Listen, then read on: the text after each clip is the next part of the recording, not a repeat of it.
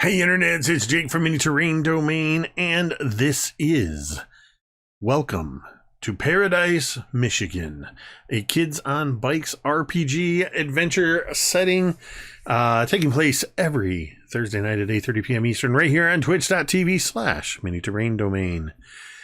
In just a couple moments, we are going to do a recap and bring everybody up to speed on where we are. But first, a couple brief announcements.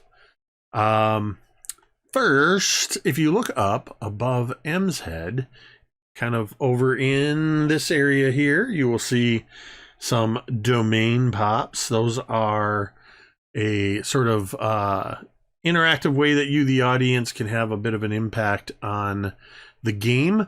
As simple as tipping $5, cheering 500 bits, subscribing, gifting subs, resubscribing, such as Tamiko Ahoy, who has cheered 500 corgi bits, apparently, which get you another domain pop. You have 10 domain pops, which the players can use.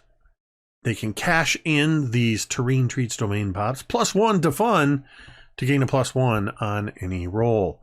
They can cash these. Whoa! What? I immediately looked at my phone and then I see Carrie's guilty face. Sorry, it's always me. So nice it has to be said twice. So I agree. I'm sorry. I think it's funny that it's the teacher that's the one that's being disruptive. I'm the worst. They say teachers are the worst students. Yep. So that is, of course, our domain pops. What else do we got? Let's see. We have a whole bunch of streaming shows that are taking place. I've finally gotten around to updating the schedule. So you can type !schedule and you can see all the games that are currently happening on or around Mini Terrain Domain any given day of the week.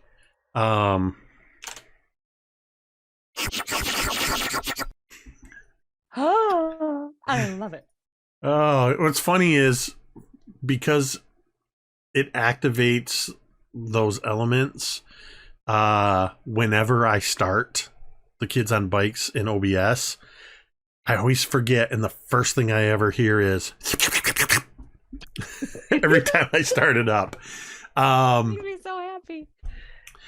So yeah, we got lots of cool shows going on. We're kind of finding our stride in our Monday night Scribes and Scrolls Pathfinder game. We've got a new Pathfinder every other Tuesday game coming very soon. We've got our once a month, second Wednesday of the month, Call of Cthulhu Mythos Investigators game. We've of course got our weekly Kids on Bikes game happening right here, and who knows what else will be coming in the future. With that, I'm just going to jump ahead to one last. Actually, let me back up. Tomorrow night. See, Ted, I'm remembering.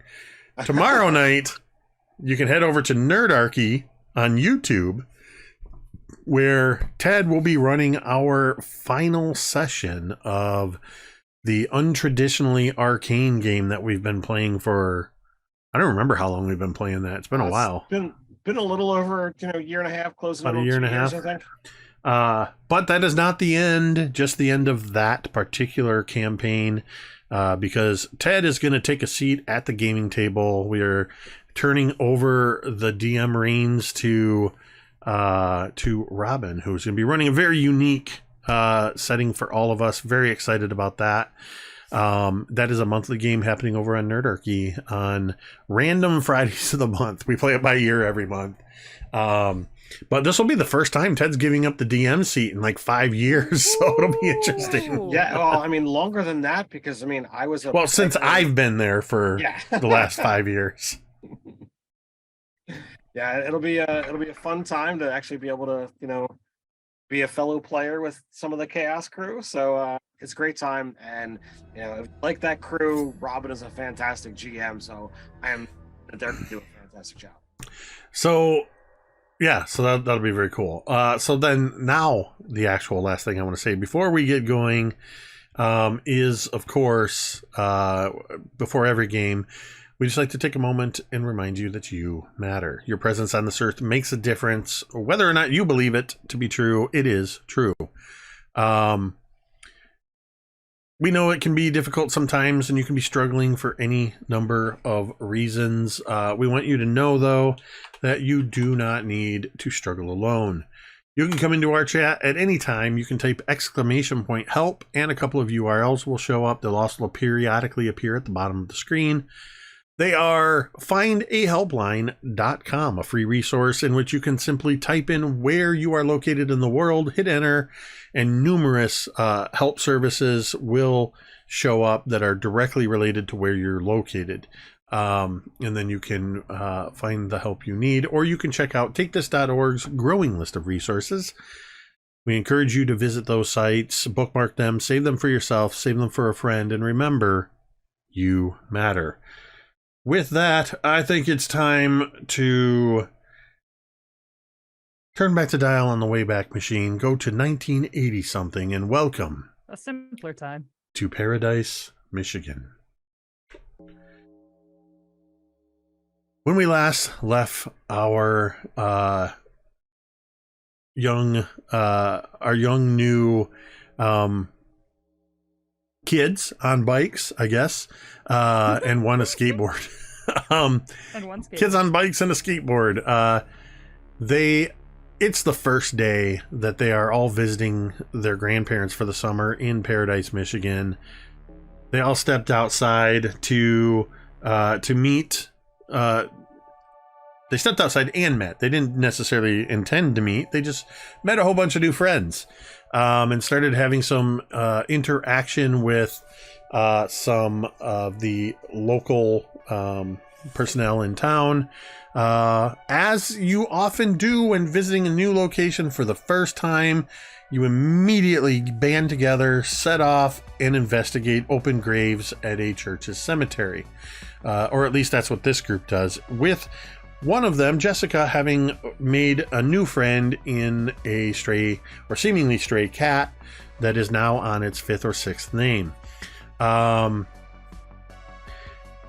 You visited the cemetery, discovered a mysterious door in the bottom of an open grave, but it's okay. It was just Pastor Andy that was on the other side. They're doing renovations in the basement of the church and found a weird tunnel, according to him.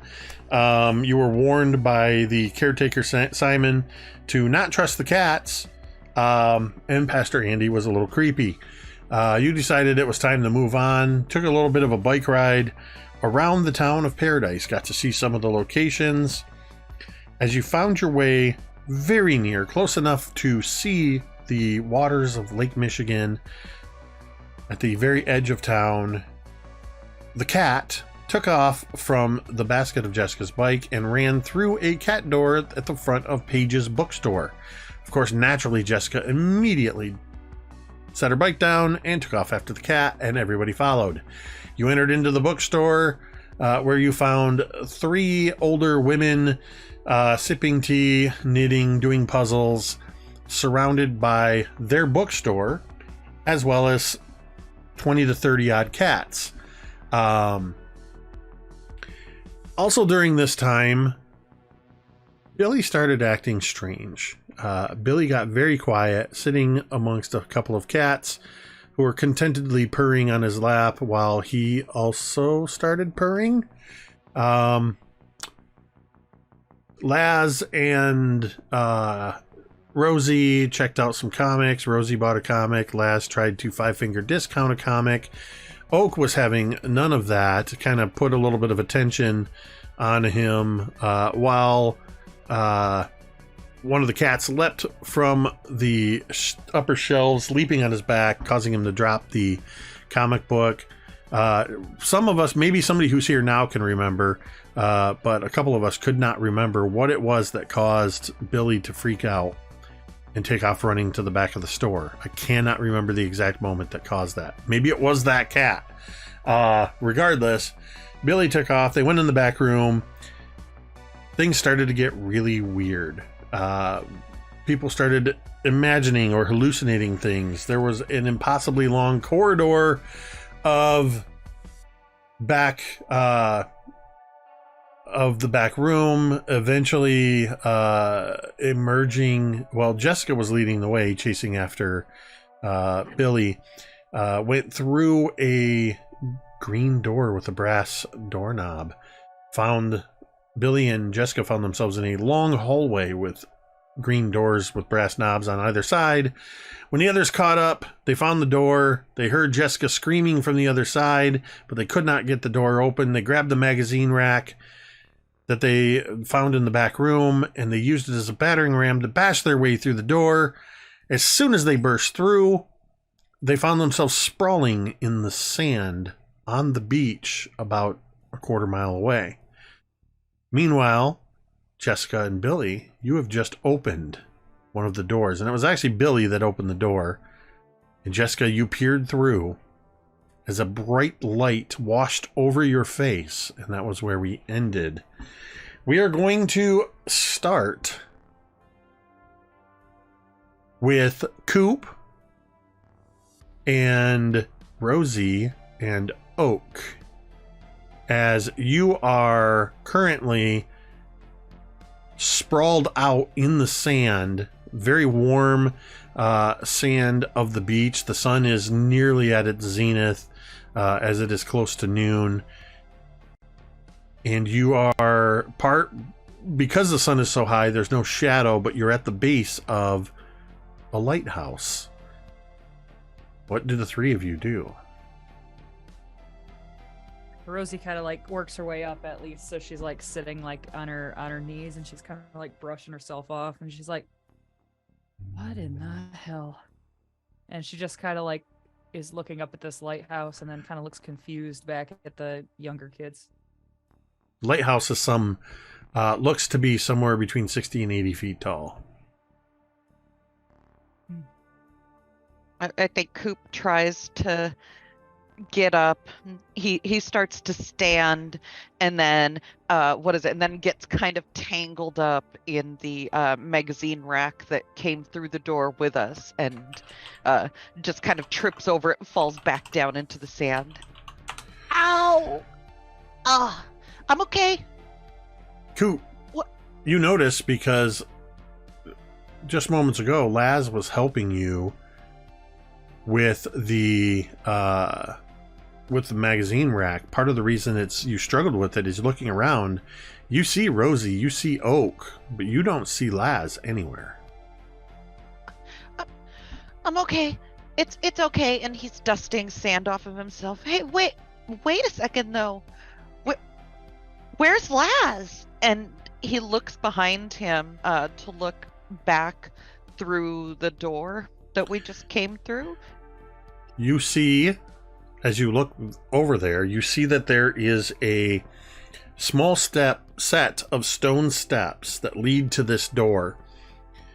The green door with the brass handle is slightly ajar, and next to it is one of those green and sort of bronze looking historical plaques. What? I go over to the door to see if Laz is I go over to the door to see if Laz is hanging back for some reason.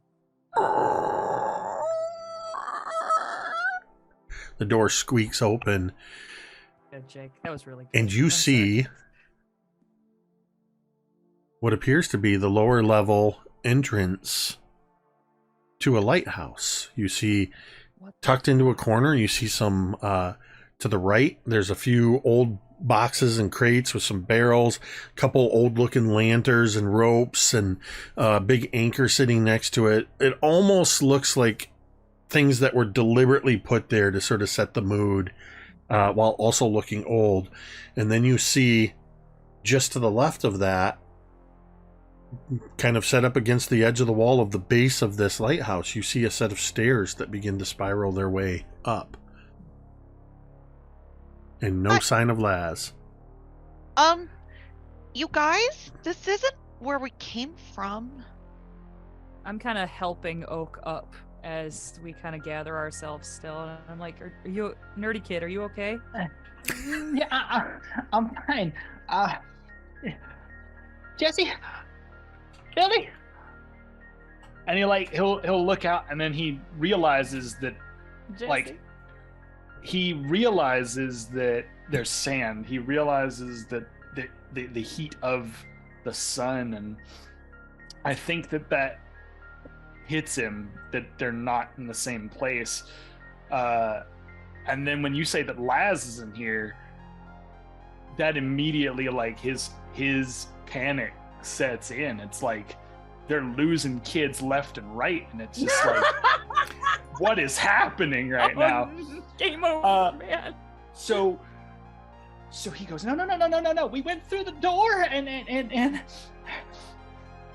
we went through the door, and on the other side of the door there was supposed. I heard her, Rosie, and then.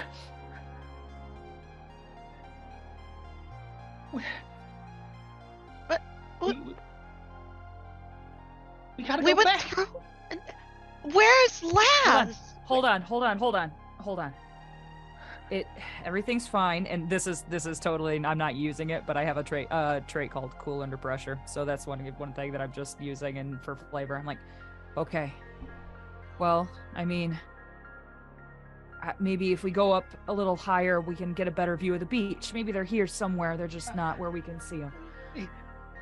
Yeah, maybe. All right. And he'll dust himself off, and he'll grab. I imagine he's probably got like. Yeah, knowing Oak, he's probably got some sort of like a pencil or something. And if he can't find that, he'll grab a stick, and he'll just start like. I want to make a marker somewhere, Jake. That is definitive to us. Something that like if there's like a tree, or if there's like a. You're on the beach next to a there's like lighthouse, so there's no like- trees. Well, no, but like if there's like a trying to think if there's like a fence post or something like that would be like like a one of those like port like one of the port posts like on the outside edge or something like that. Oh, If yeah. there's something. So Might this be a room lighthouse. in the lighthouse. So looking around you, this lighthouse is not on the end of a pier or directly next to the water. The lighthouse seems to be sitting smack dab in the middle of a beach.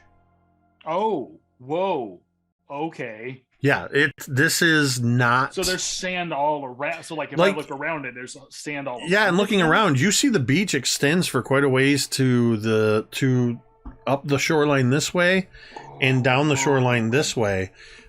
This is not where you would typically expect to find a lighthouse.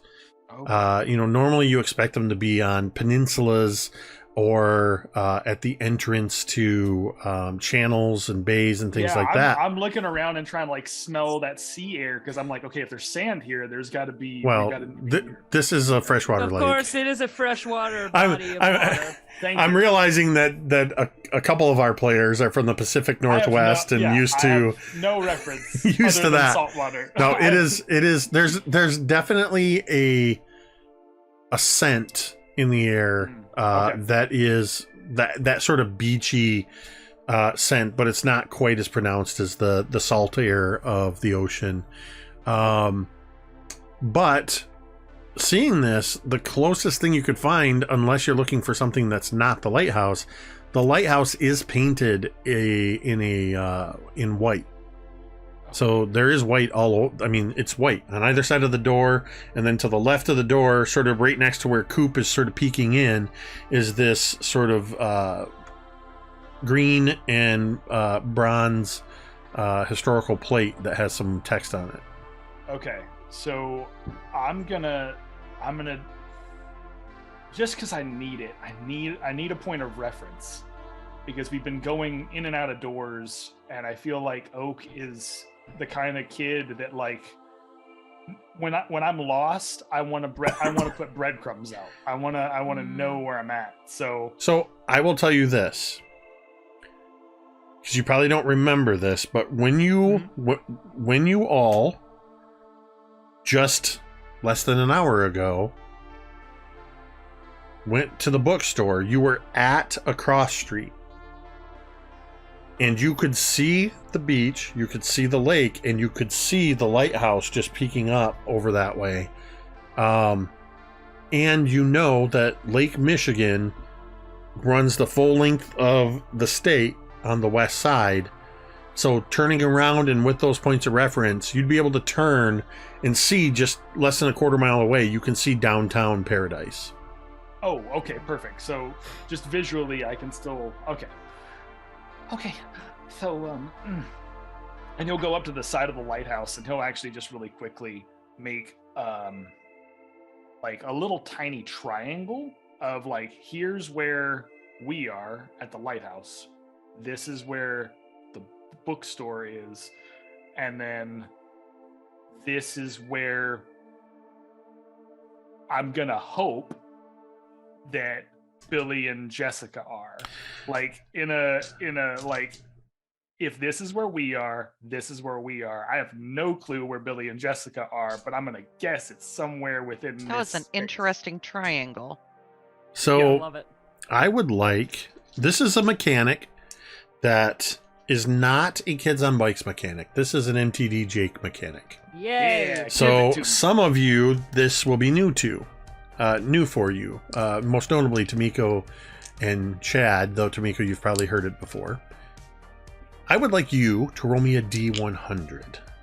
I am also rolling a D100. I'm setting a okay. baseline. This is, Okay. there is a percentage chance of something occurring.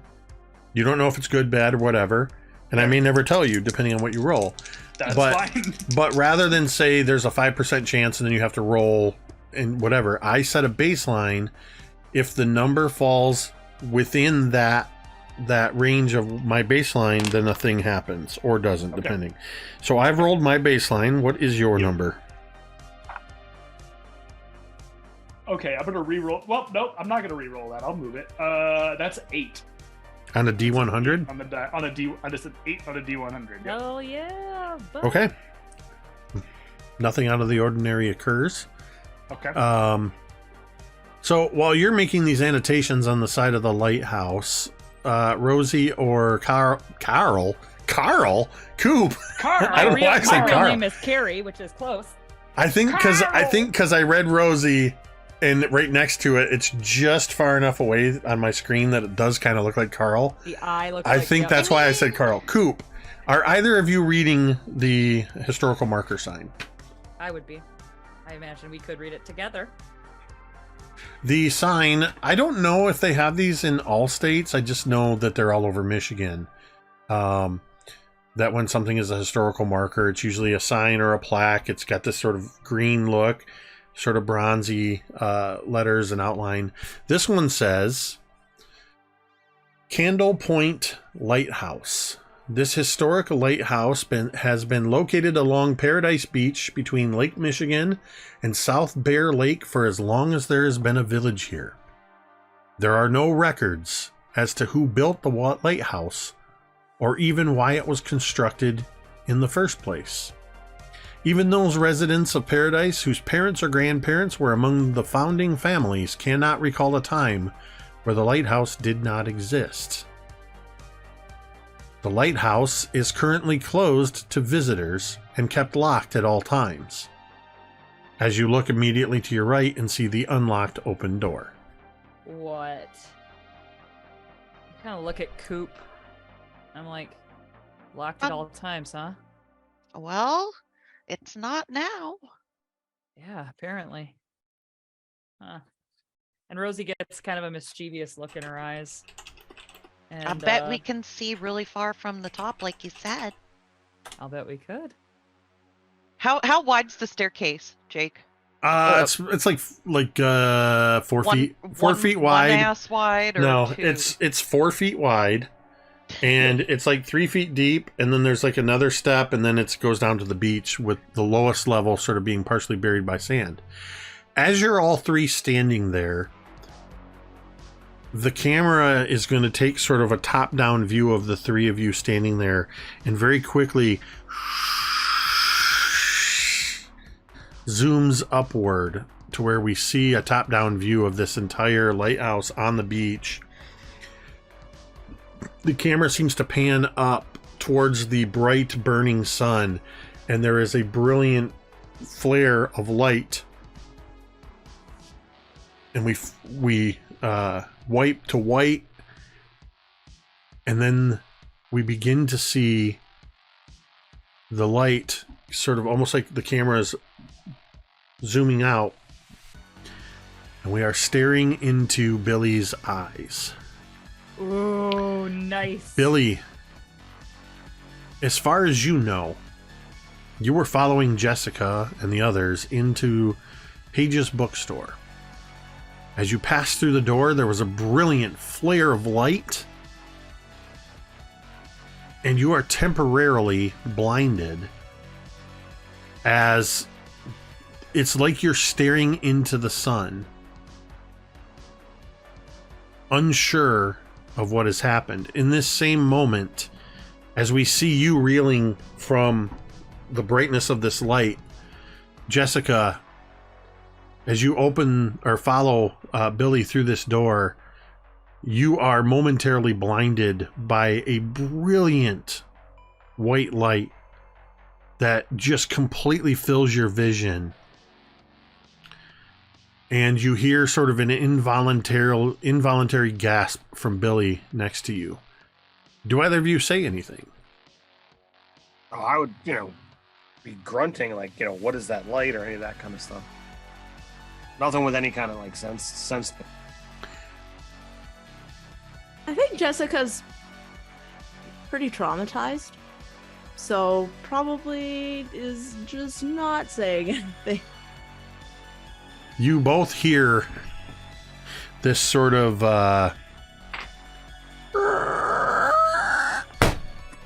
as the door closes behind you. Oh. After a moment, your vision begins to clear a little bit. You can just sort of make out that you're standing in some kind of a room, but they're all around you. There just seems to be a very bright light. I would like each of you to roll your I'm still trying to figure out for some of these rolls. I want to say grit. Yes, that's the one I want. I want you to roll grit.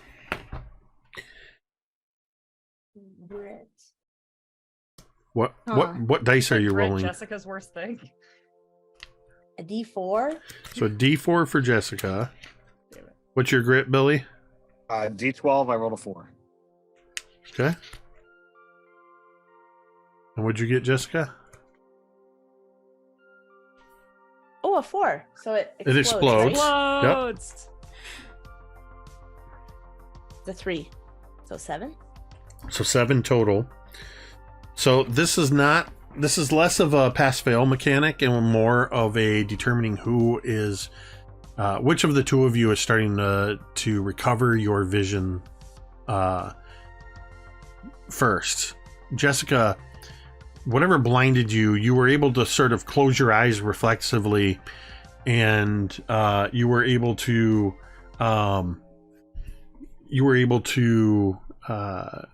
stop the bulk of whatever this brightness was. You still saw like the brilliant light going through your eyelids, but when you open your eyes, you're able to sort of squint and kind of see around, and you see Billy standing next to you, and he's reacting. He seems to, for the first time, seems to be reacting. He's kind of rubbing at his eyes and struggling to see. You can see that you are standing in a room that is circular, probably about maybe 10 to 12 feet in diameter. And there is a brass railing immediately in front of you. Behind you is a green door with the brass knob that's closed. All around you are windows. that are sorry, I've pulled that back just a little bit. The windows are a little bit up because you're at the base of these stairs, and you see the brass railing is in front of you, but at the top of this short set of stairs. And you see that the windows all around, you see blue sky through them, but the sunlight had momentarily come through on this giant Fresnel lens assembly in the middle of this room, and that's what had temporarily blinded you.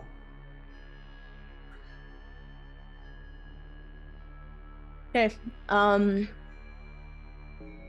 I think this like blindedness, this light, seeing Billy react has kind of snapped Jessica out of whatever fugue state that she's been in up until now, and she jumps into action and is going to try and get out, down, away from the door. So you're gonna try to open the door and go through it again, or you're gonna try to go up this? So the only other way is to go up this short flight of stairs. Yeah, that's Okay. what she's doing. All right. So you suddenly take off, Billy. You hear footsteps next to you of somebody moving. You can just start to get your vision back, and you're seeing a figure skirting up the stairs. Jessica, you go up to the top and you see this railing and this lens assembly, and now you can see, looking out the windows, you can see off to one side, you see actually through several sides, like 180 degrees, you can see lake going in both directions, and you see beach down below, and you can see what looks like the town, and you can just sort of recognize where you were less than a quarter mile away, the bookstore.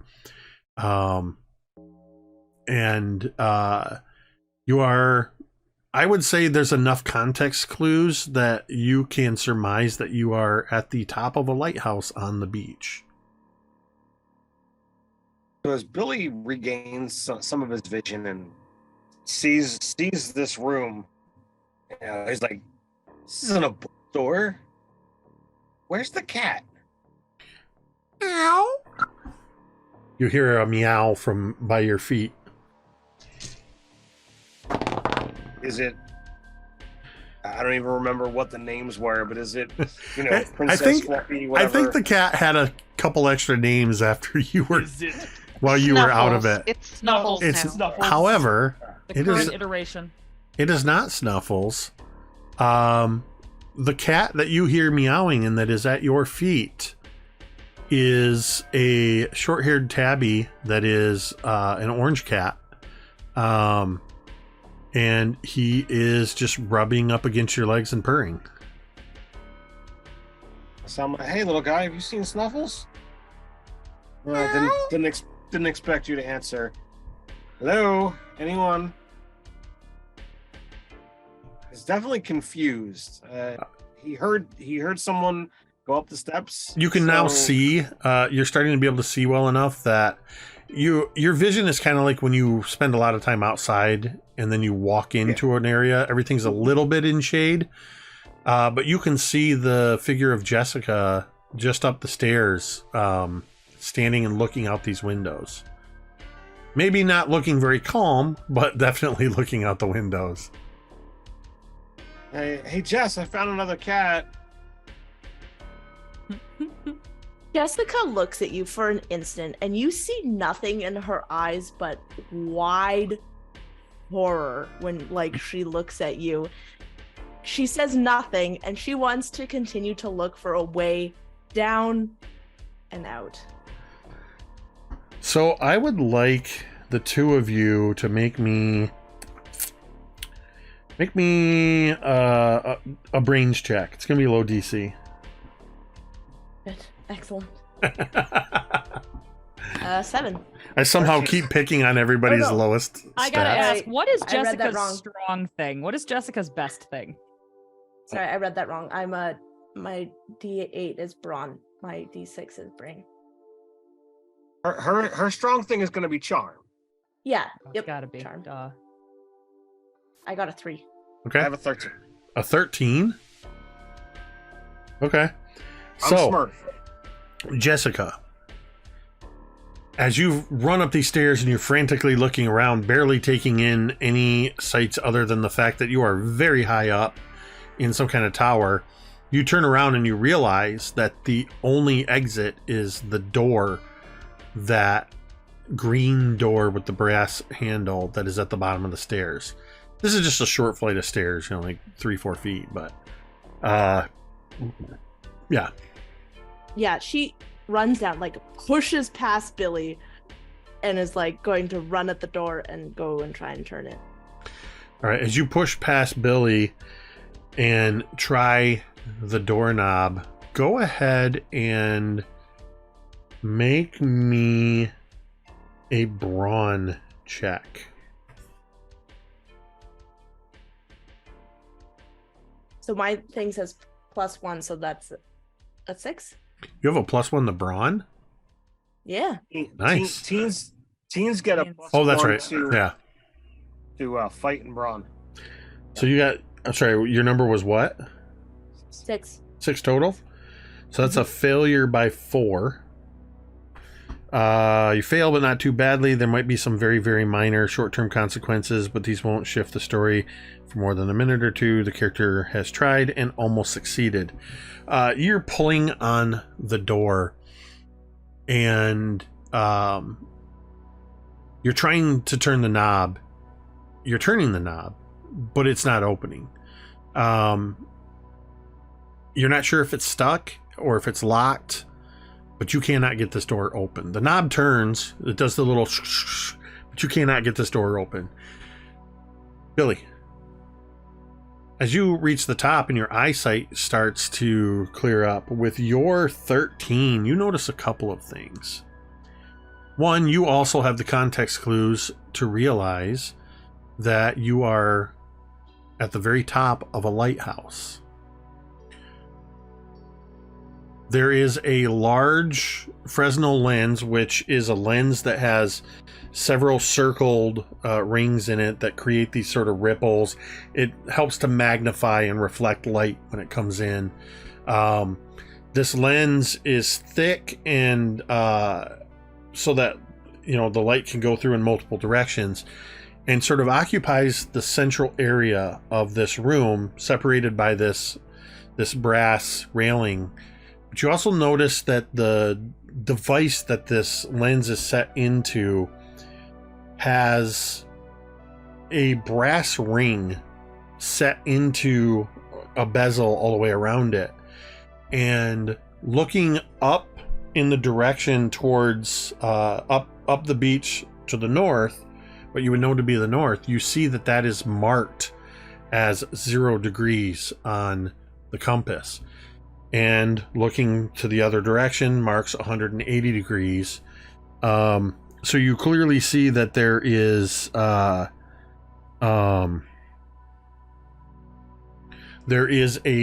this brass ring. You also, with that 13, there's going to be a couple other things that you notice. One is, as you're looking at this brass ring, you start to notice that, in fact, at roughly around 350 degrees on the compass, somebody has scratched a marking into it. And then looking around this bezel, you see that around 90 degrees and within a range, a very short range, there are several scratches marked into this brass bezel. All of them, looking at the one furthest to the south and furthest to the north, looking that direction, every single one of them seems to fall within the boundaries of Paradise, Michigan. You notice on one of the, as you're looking this way, on one of the windowsills, you see an old leather satchel, and you can just see a brass telescope, like spyglass, is sticking out of it. And there's no one else around? Nope. Well, just Jessica and the cat. But she went down the stairs, right? Yeah, it's kind of like, imagine that you're on this raised platform and Jessica's down like 3 feet lower where this door is. Okay. Well, I'm gonna I'm gonna pick up the telescope thing. So you pick up the satchel and look inside, and you see that there is a brass spyglass. You also see inside, you feel a little bit of shifting, and you see that there is a compass, very old-looking compass in there. And there is a very old either photograph or piece of paper that's been folded about 8 times. I'll unfold it. You unfold the paper and you find a very old map. It almost looks like an aerial photograph of Paradise, Michigan. And there are red X's marked all over the map. There are annotations on the map. I'm going to make this map disappear so our viewers can see your faces. And I am going to drop this map into the docs and info section because you're going to want to take a nice close look at this map.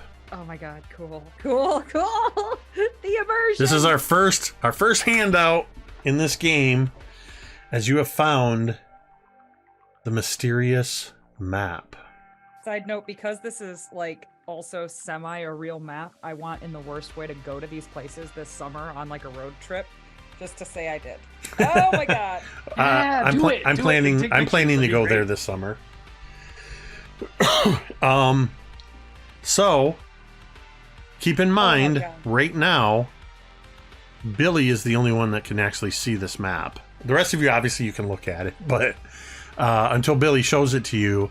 So, Billy, it's up to you if you're going to say anything to Jessica about what you see on the map. But absolutely. As Jessica, you see Jessica frantically trying to open this door.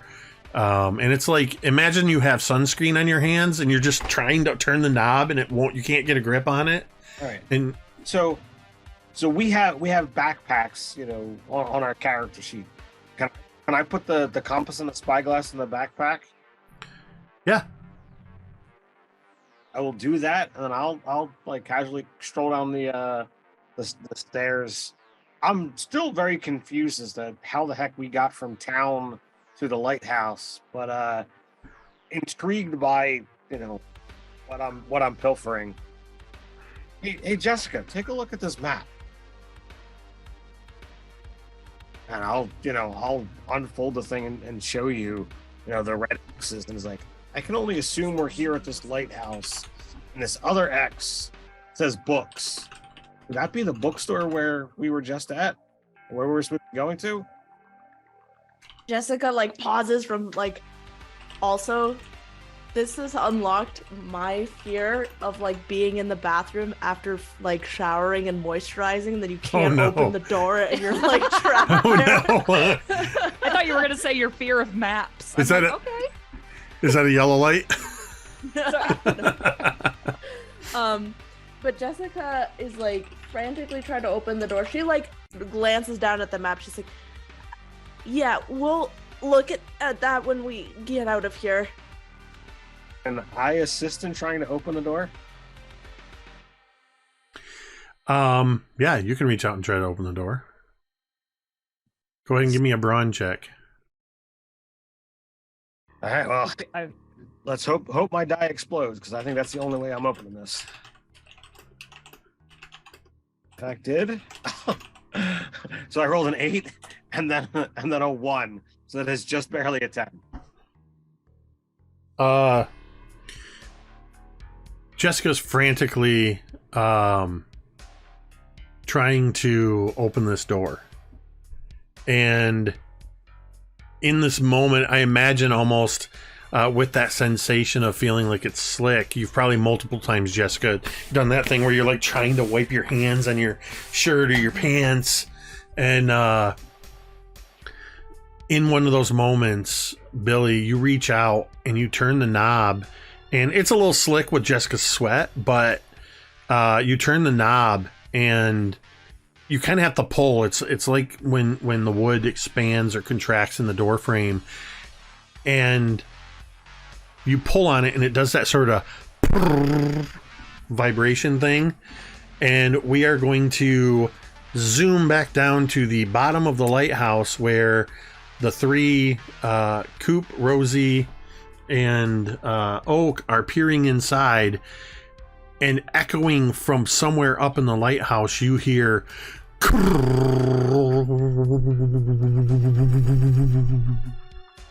What? I no longer want to go to the top of this lighthouse. I do.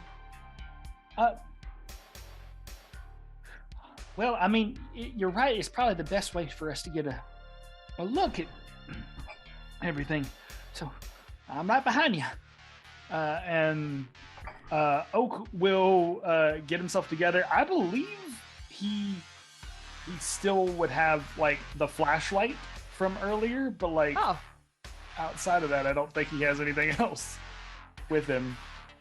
So he'll turn the flashlight on and be like, "All right, after you." Okay. Coop, are you good? I don't want to stay down here by myself. I'll come. And Don't wait for me though. I'm really slow. okay. And Rosie like starts going up the stairs at a brisk pace. Hoofing it like 2 stairs at a time, like. Yep. as you begin heading up the stairs. And sorry, who was taking the lead? Me. Rosie. Rosie. As you start heading up the stairs, We're about Does to lose Rosie another still kid, have her aren't we? bat with her? Like I imagine Rosie still has her bat. Like yeah, You're damn right. Rosie has her bat with her. It's her lucky Listen, bat. Coop and Oak are not taking a chance. Like put the bat in front of everything.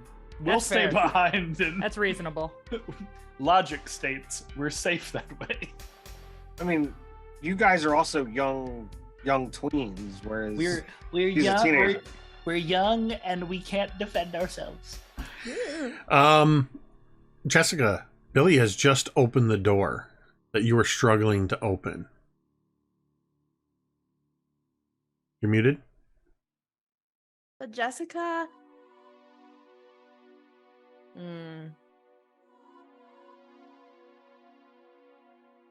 I would say with with Billy's brains and your panic, I think he's aware that you want to get out.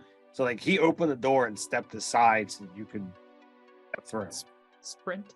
Yeah, I don't think Jessica's thinking. I think she's GTFOing. Okay, She's you're not thinking. No thinking, just So- DTF going. Yeah. You take one step through the door, and you see that there is a set of stairs that curves down to the left. And there is a set of stairs that curves down to the right. Great. You're not thinking, so I need you to make a snap decision. Which way are you going to go? Left. Okay. Semper lateralis. Semper lateralis. So you head down the left. Billy, are you following? I would take a moment, like, don't rush. We don't know what's down there. I expected this to be a door to the outside, not to, I would be trying to keep up. Next to you, the orange cat is just gleefully trotting down the stairs next to you, its tail in the air. It's just do, do, do, do, do, do, do, do, do. Is there any light? I'm going to since the cat's sort of with you, Billy, roll me a D100.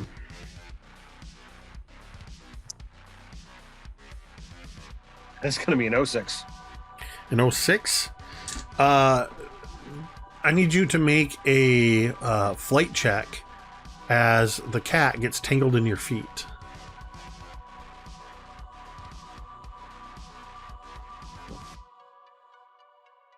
Wow. Oh god. Holy shit. This is close to home. That's gonna be an 11. Wow. The D4 exploded twice. Nice. Yeah, you are able to brace yourself almost immediately because you weren't rushing like Jessica was. But you definitely kind of stumble for a step, and then you put your hands out and kind of brace yourself on the walls. There's a very little bit of light coming, as every so often there's a narrow window in the side. And what can be seen through the window? The way the windows are positioned, you can't really see through them. They're kind of high up. They're just there to allow light into the stairwell, it seems. Jessica, you are hastily running down these stairs. I would like you to roll a D100. The percentage chance of you getting tripped up is a little higher. Sure. 66. I rolled a 70. So even if it was 10%, as little as 10%, it would have happened. I need you to make rub it in. a flight check. Yes, I do. Yeah. I need you to make a flight check to stabilize yourself. As a reminder, if you can make an argument at any time for using a different skill than what I call for, by all means. But in this case, yeah, it's a flight check. Adversary makes me able to roll again. Adversity token, yes, allows you to... Adversity token gives you a +1 for each token you spend. You have 11 tokens, plus any you may have earned for failures. I have one.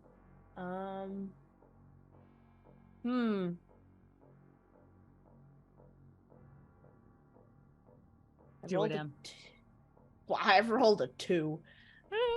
And I get a +1, which is a 3. I'm going to use another... I'm going to use mine. Okay, so that puts you to a 4. Yeah.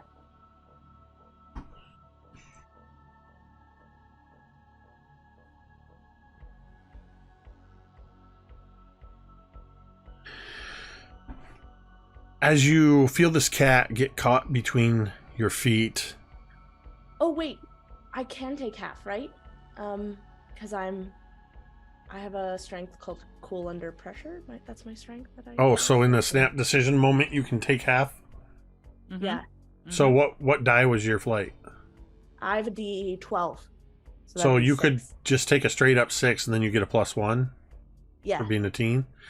Yeah. Nice. That would actually be a pass without having to spend the adversity token. Yay, Jessica! So Jessica, you also are able to quickly brace yourself as like the moment this cat gets kind of tangled up in you, you just seem to know, oh, there's a cat at my feet, stop moving. And the cat just not even paying attention, just sort of happily trotting. In fact, the cat seems to be moving so gleefully down the stairs, it almost looks like its hind legs are in the air with its tail, and it's almost like it's kind of walking down mostly on its front legs.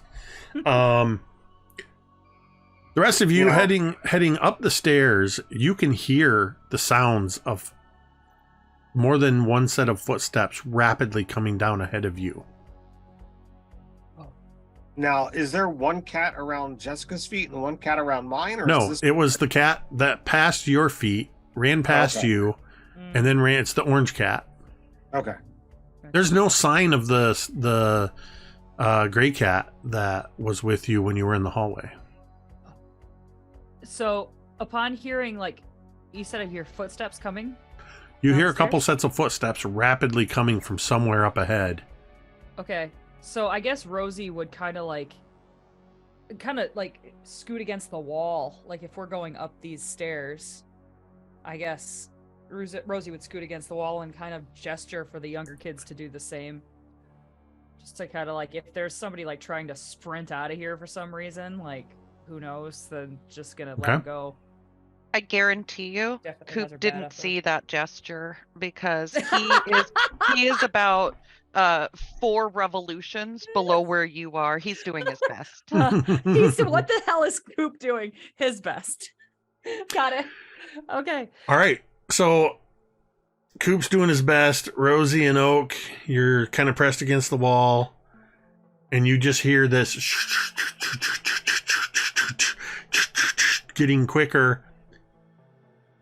And then Rosie, you see an orange cat come trotting down from up to above. You still hear the sound, and it gets very close, and suddenly somebody comes around the curve. Rosie would like be ready to hit somebody. So I need you.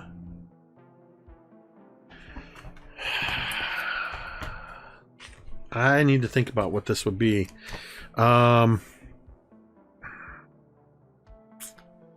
Jake is thinking, check us out on spring.com. We have all kinds of new t-shirt designs that you can get on a tank top or a hoodie and so much more. Spring.com. Just search mini terrain domain. I'm going to call this a grit check. Ooh. Because it says characters with a high grit will be able to keep a level head in the worst situations and will be able to keep their cool. So this is kind of checking to see if you notice that it's Jessica before you swing the bat. Okay. So I'm going to go ahead and just take half. What's your grit? 20. Oh, So my half is a 10.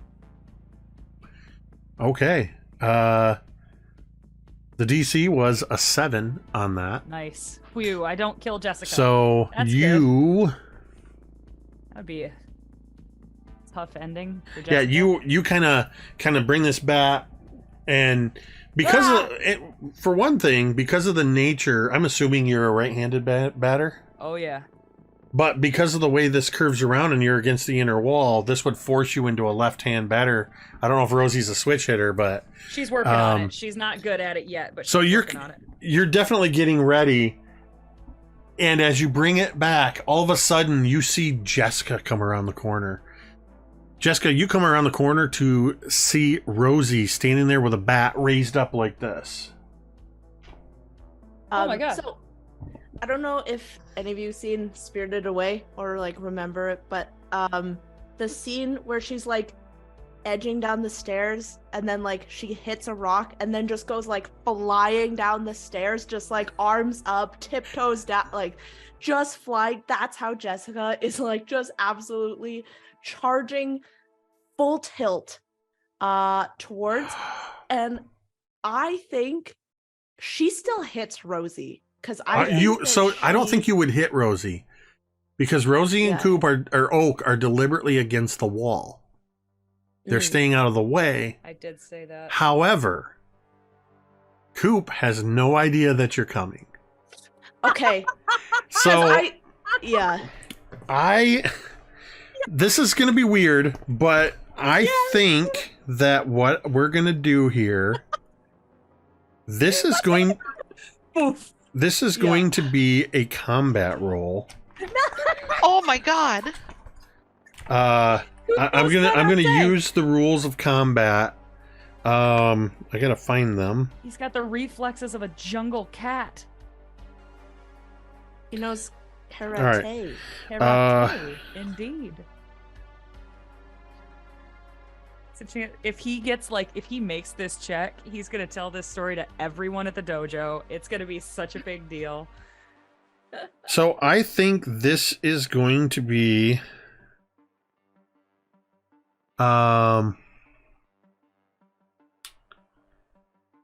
this is going to be Jessica's flight versus Coop's brawn.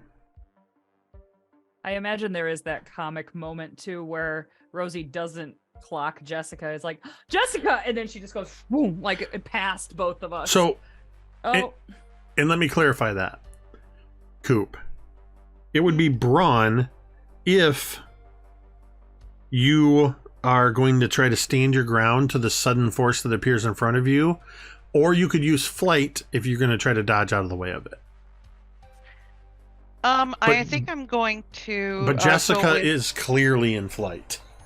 I think I am also going to use flight. Okay. Because there's no way tiny little Coop is gonna try to withstand the force of steamrolling Jessica, as, petite and dainty as she might be. Mm-hmm. All right. So just shout it out. I got a 6. I got a 10. Oh, So, no.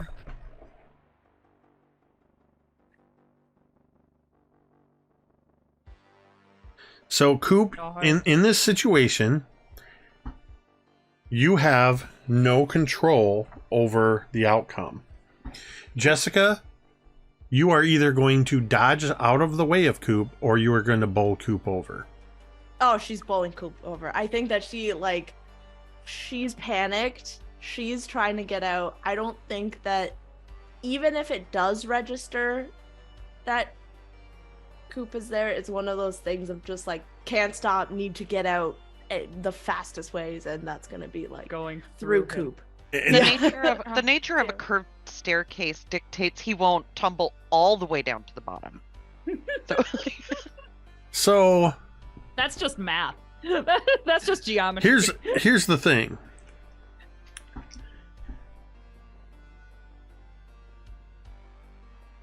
We're going to let the dice decide how far the two of you tumble.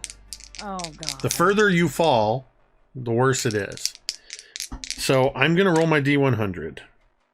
I have a number. The further away from this number you roll, and I'll let both of you roll the D100, and I'm going to take the best of the two of those rolls. The closest to my number is what I'll take. We're just making up rules now. Got 88. Rollies. What'd you get, Em? 88. If the 10 or if the ones one is a 0, it's a 0. You just add the two. It's a together. 10. It's a 10. Because my other one's a 60, so that would be what, 70? Or Well, would it just be 60? it'd be 60 in this case. There's a lot of disagreement on how to read D100s, but yes, I would read that as a 60. So yours is the closest. It is. I don't like how you sighed when you said that. Well, but yours is the closest. At 60, you're still 52 away. So as you crash into Coop, you hit Coop full force, and the two of you start tumbling head over heels, going down and around, momentum carrying you further than you would have expected. The rest of you just hear below you this sort of and Rosie flies to the railing and is like looking straight down. And I'm going to say, not looking good, Coop. So, Kids on Bikes, for those that don't know, does not have hit points. But there's not a clearly defined injury system. Based on how far you fell, the speed, and the numbers I just rolled, a D4 for each of you. We'll get a 4 for Coop, a 3 for Jessica. Just trying to gauge roughly the severity of what's happening. No permanent damages, no broken bones, but the two of you are definitely scraped up and sore. With most of your injuries actually coming from elbows and knees hitting each other. Oh. As you find yourself near the bottom of the stairs, seeing the slightly ajar door to the outdoors, and then there's that weird stack of supplies.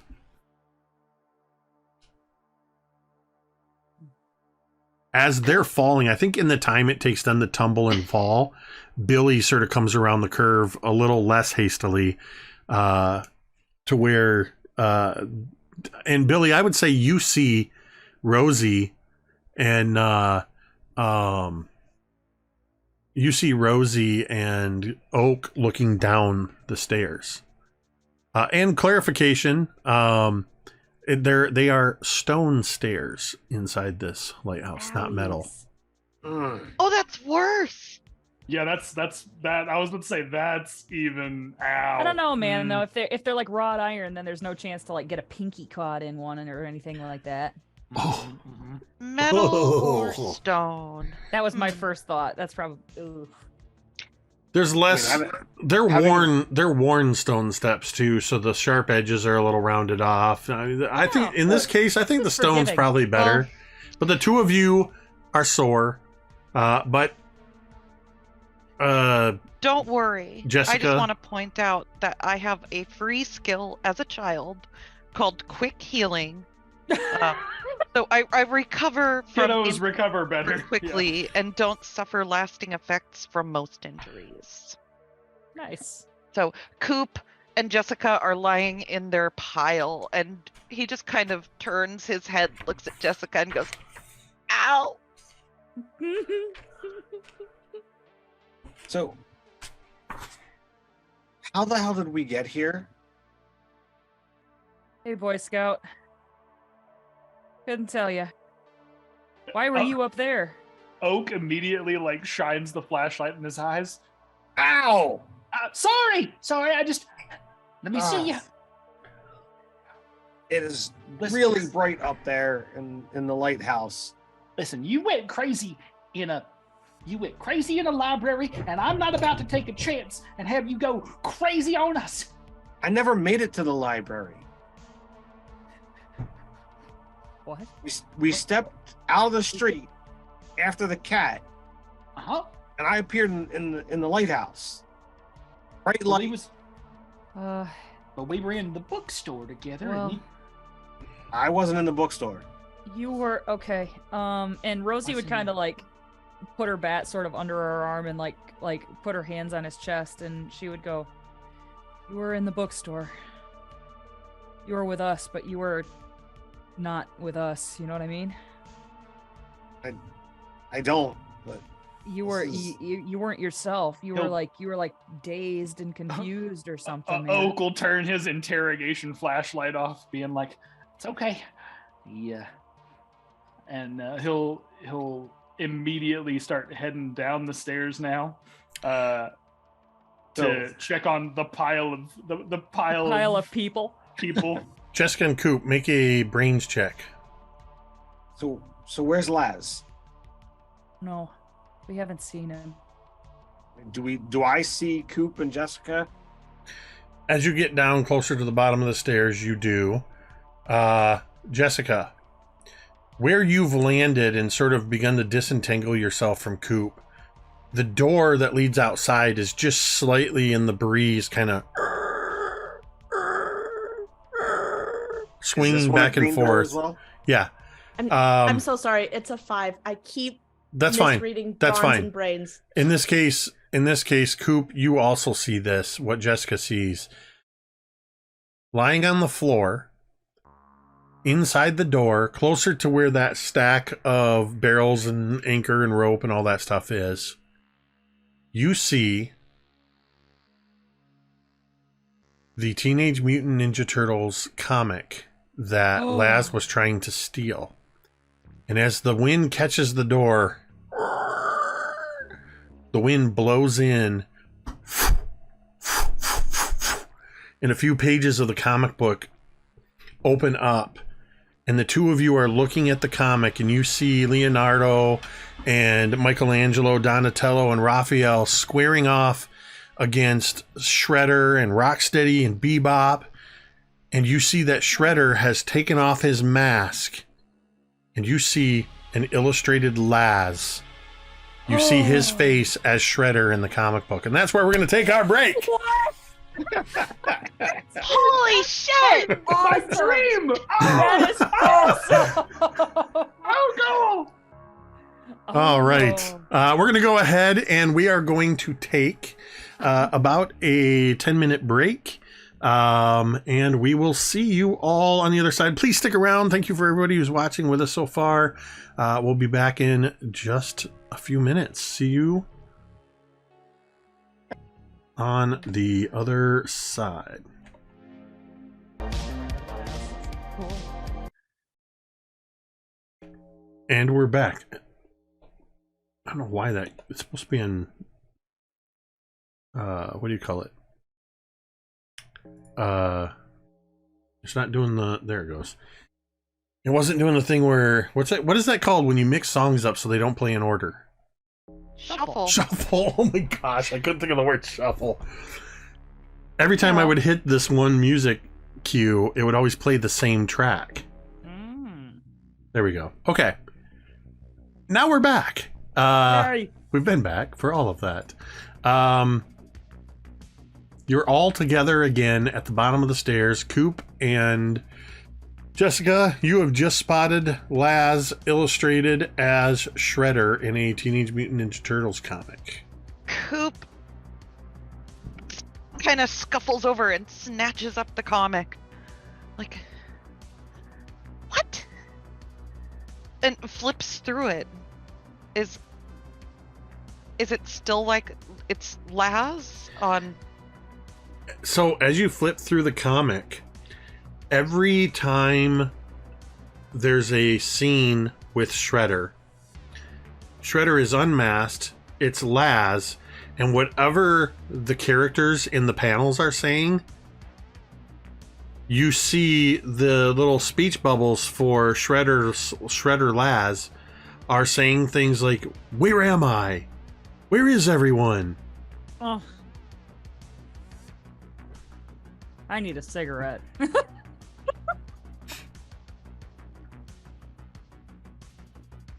So what are you doing? This has got to be some kind of joke. The hell?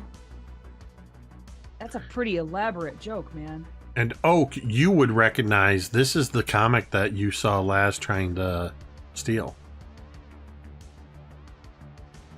Yeah, I actually like I go next to Coop and I look just behind the back of the, you know, like on the back cover so I can see the cover number, and like I recognize the cover immediately, the cover art. I imagine even like the cover art has that picture of like the 4 turtles and like a Shredder on the front cover, and the Shredder that usually would have the full cowl and everything is unmasked and it's Laz, and I'm like, And on that cover illustration, it's, you know, where it's always higher detail yeah, picture. super high detail. So you see very clearly the detail and the confusion in Laz's face. And there's a little speech bubble that says, "What the," and it's just those ASCII characters for The swearing. asterisks and all, yes. Yes. Rosie would reach into her backpack and pull out the comic she bought because she's thinking maybe it's weird too, and she would start flipping through her comic. See, maybe they're selling weird comics at this place. Like maybe there's a frickin' scheme. It's a bootleg copy. Yeah. Now, as you I flip am through the Superman. as you flip through your comic, it's pretty straightforward, and it's following the storyline, picking up where the previous issue that you had read, picking up in that storyline. Nothing seems out of the ordinary in this book. While this is going on, Billy's trying to look at each of the others' faces. He's kind of smart, and some of them have, you know, said that there was some kind of whole thing in the bookstore. Put these pieces together, and legitimately we've had a couple of odd occurrences, but, you know, other than this, Billy's not had any kind of supernatural experiences in his life. I mean, there's, you know, his brother is kind of teasing him about Dogman, but, you know, legitimately, like, we live in a normal world. There's none of this crap. So he's trying to see whether the reactions that these people are having are like fake, and some of this is about, you know, some kind of like elaborate, you know, plan or ploy or whatnot. Because he still doesn't know how we got from the street outside the bookstore to a lighthouse inside a beach.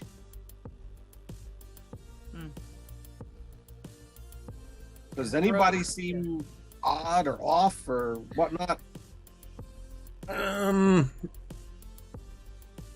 I mean, Jessica seems very panicked. Everybody seems to be a little bit on edge. You look over and you see Rosie kind of glancing at the Teenage Mutant Ninja Turtles book that Oak has in his hand, and looking at the kind of paging through, and they're kind of flipping through them. In this case, there's no kind of like insight roll or anything you would even need. Yeah. Everybody's feeling legitimate. You seem to be very much. Everybody seems to be genuinely confused and out of sorts a bit in different ways. As you're kind of scanning everybody, go ahead and give me a brains check.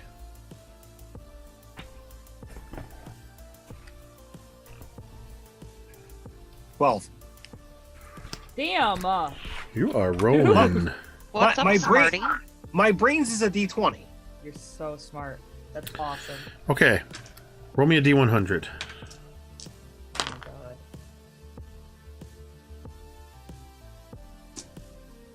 95.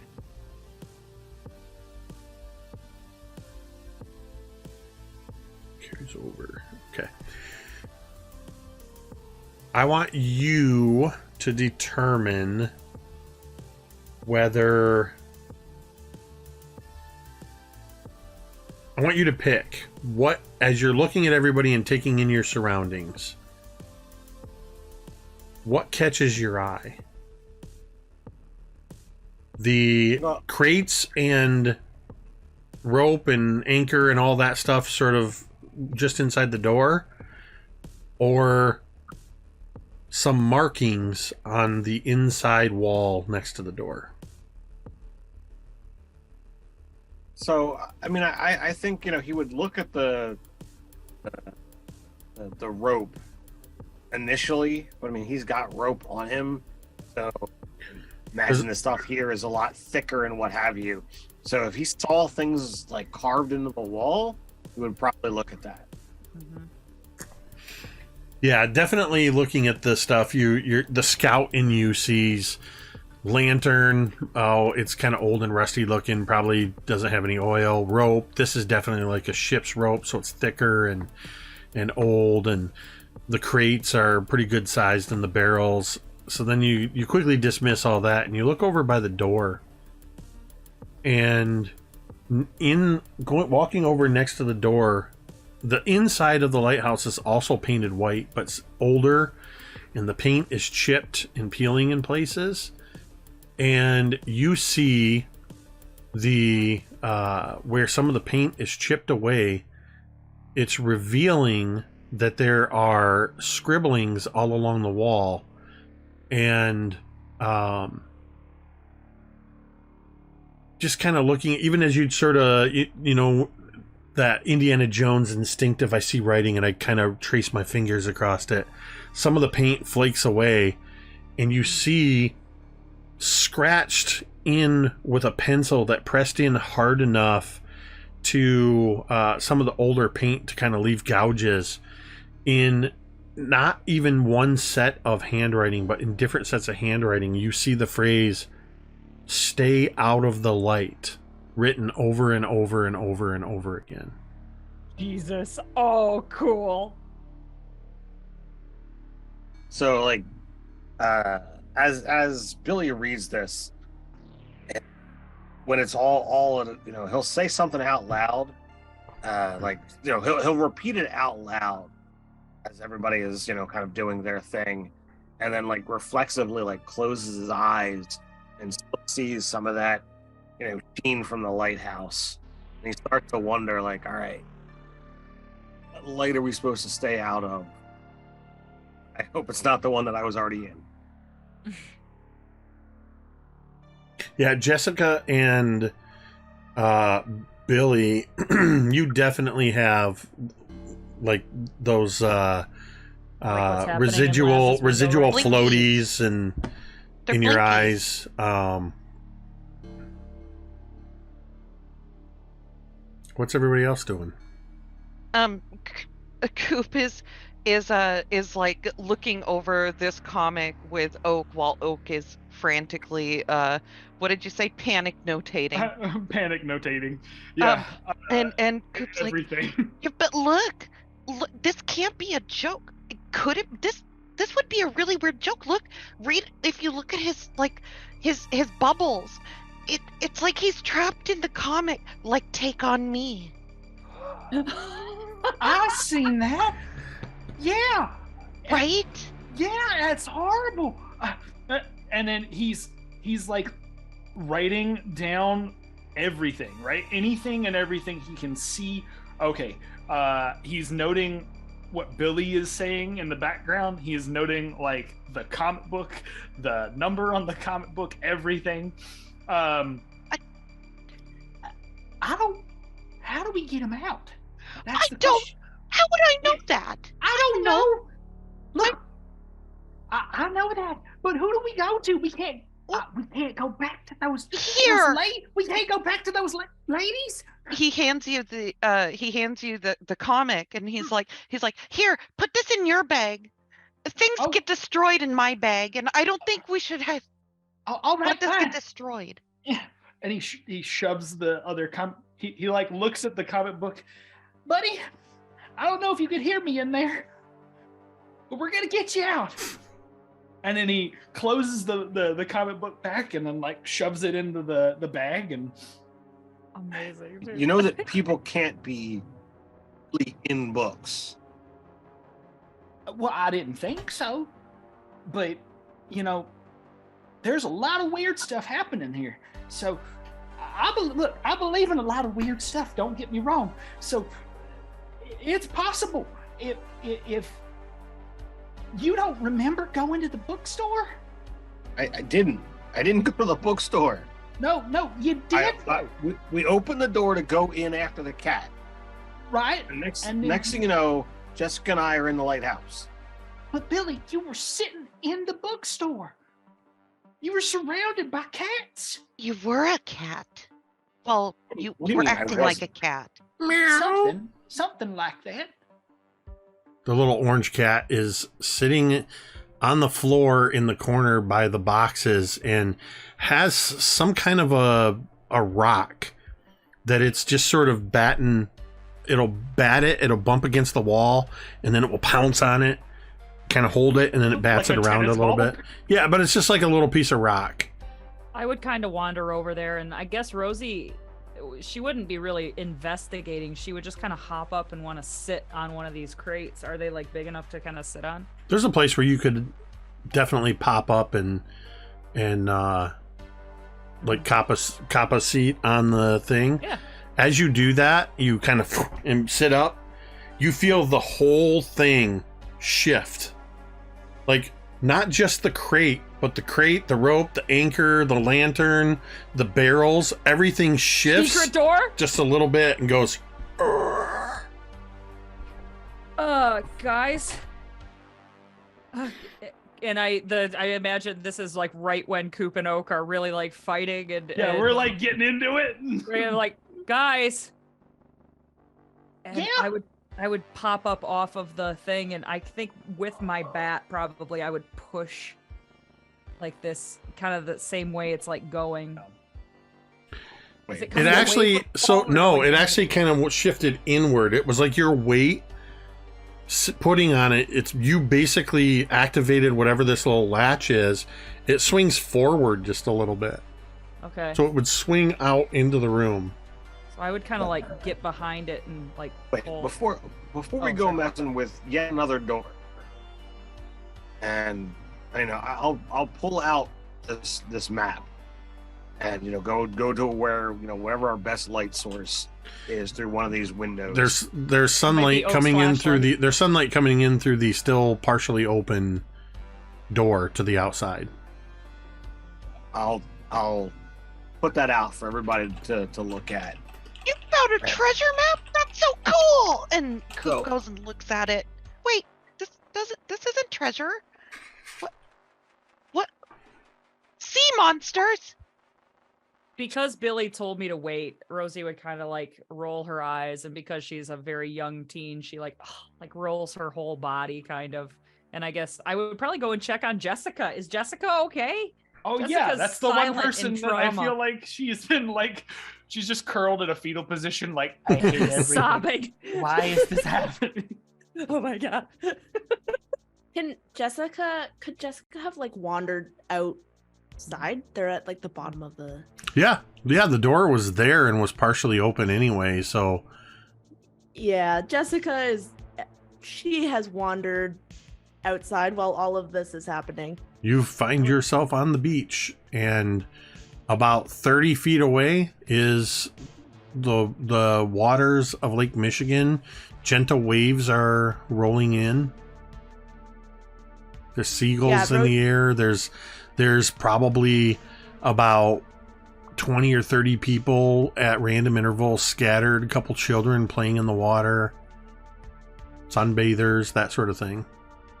Yep, So- Jessica is going to like just lay down, like not right by the door, but like she's gonna wander out a little bit so that, you know, if you're looking, she just looks like another teen, you know, on the beach.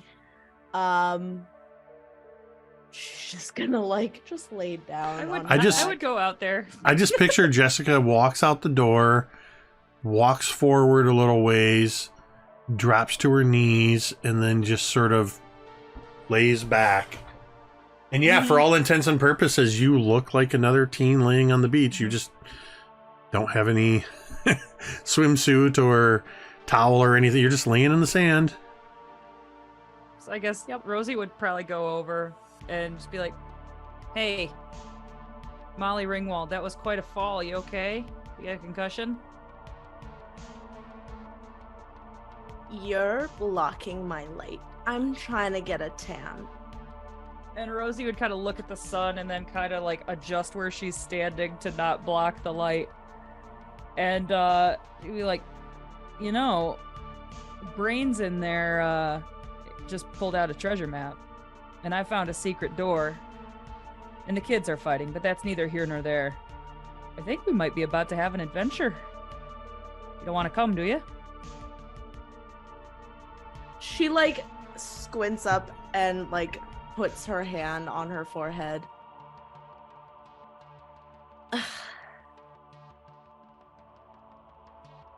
Listen,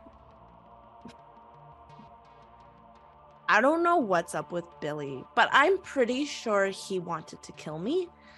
So I'd like to do something that's like a little bit normal for just a few minutes, and then I'll be back. Okay. Couple of minutes. Around the clock. And Rosie would then give Jessica her space. She like she's like, "Wait." Yeah. And she like pats the sand beside her. Oh. You're very pale. Well, I'm doing my best. Okay. And Rosie would like really pull her sleeves up as like high as they go. Oh, there is no way Rosie doesn't have a farmer's tan. 100%. And she like rolls her jeans up as high as they will go. And she like lays there and she just kind of goes like, "So what? Do you just like lay here?" Well, sometimes we have like music and like magazines, but Oh. Okay. Fun, I guess. And Rosie would just kind of like lay there and try to like enjoy the quiet. But it's her, like, this does not compute with her. Like, she needs to be doing something active, and it is especially hard without the music and I magazine. can just imagine Jessica, despite the situation, somehow still manages to look comfortable laying on the beach. And Rosie, you just look like you are so out of place. You're just kind of laying there. Rosie's hands are drumming, and like she's still got her sneakers on. Like, it's very, very awkward. She's trying though. She's trying. she's like there's like a couple minutes. She's like, "So, can you tell me something about you that's like normal? Like, what school do you go to? Well, in the fall, I'm going to be going to Reed City High School. She just nods. What about you? I don't know. My parents, they're like fighting or whatever, and my dad always threatens to move out west to California, so I might be going there, which would be pretty neat. And Rosie kind of laughs, and she'd be like, "You seem like you would fit in California." Another Cool. pause. Yeah.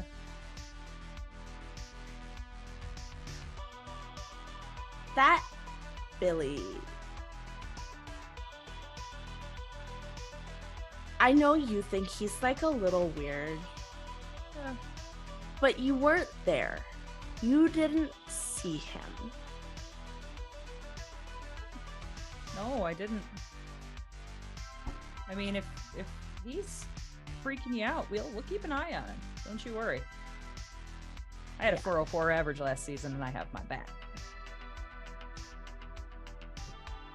At that, you would actually get like a genuine looking smile from Jessica that's like more than just like a sarcastic smirk, which is what she usually does. But she like grins at that and I don't know what was up with him, but there was a light and there was a monster and it was a big wolf, and then there was like darkness, and then Billy took my hand and led me to the door that led me to here. I imagine at this point the shot is the two of them laying, and Rosie kind of like sits up a little bit and looks at Jessica, and like is kind of like, "Okay, whatever you say," and she just like lays back down.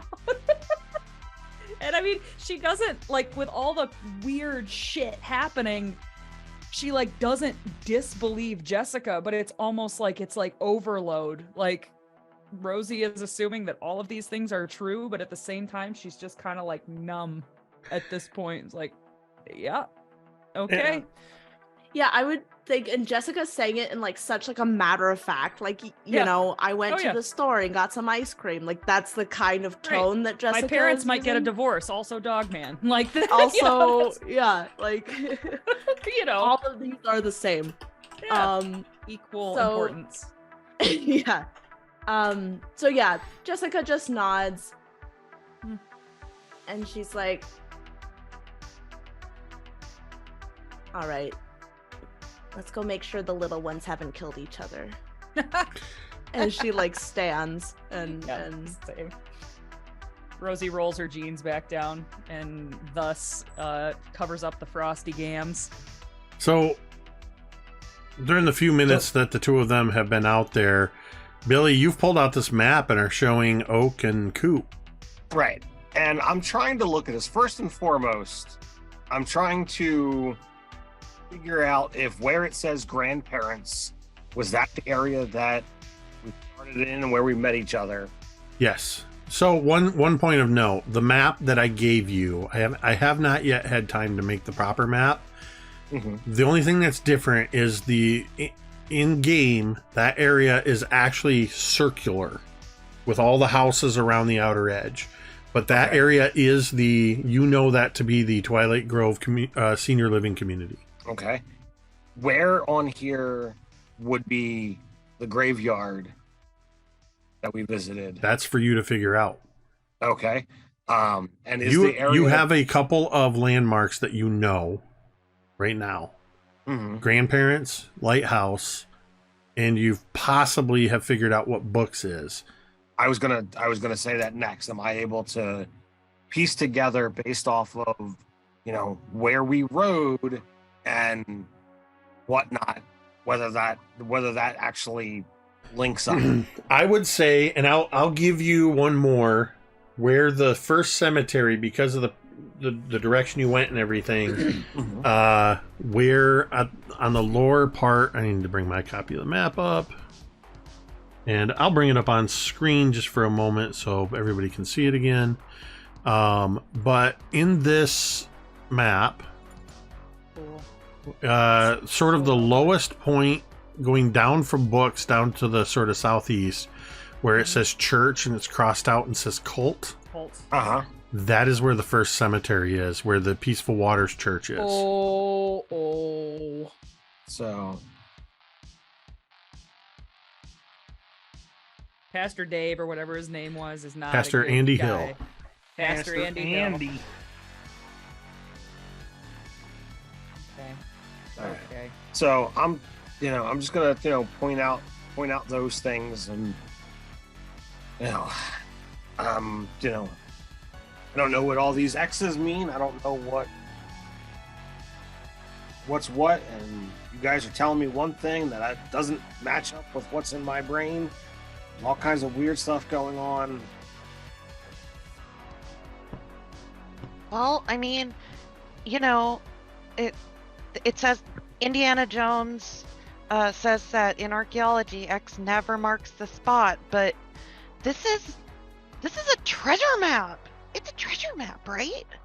I don't know if it's a treasure map or things, they're linked together. I don't know if it's places not to go. I mean, there's like this one over here says like stay away. Why is there a question mark next to grandparents? That's So- an excellent question, Coop. Well, I Excellent mean, fish. One would think question mark would mean like, it's unresolved. Or Maybe they didn't want to just assume that all old people are grandparents. That was very kind of them.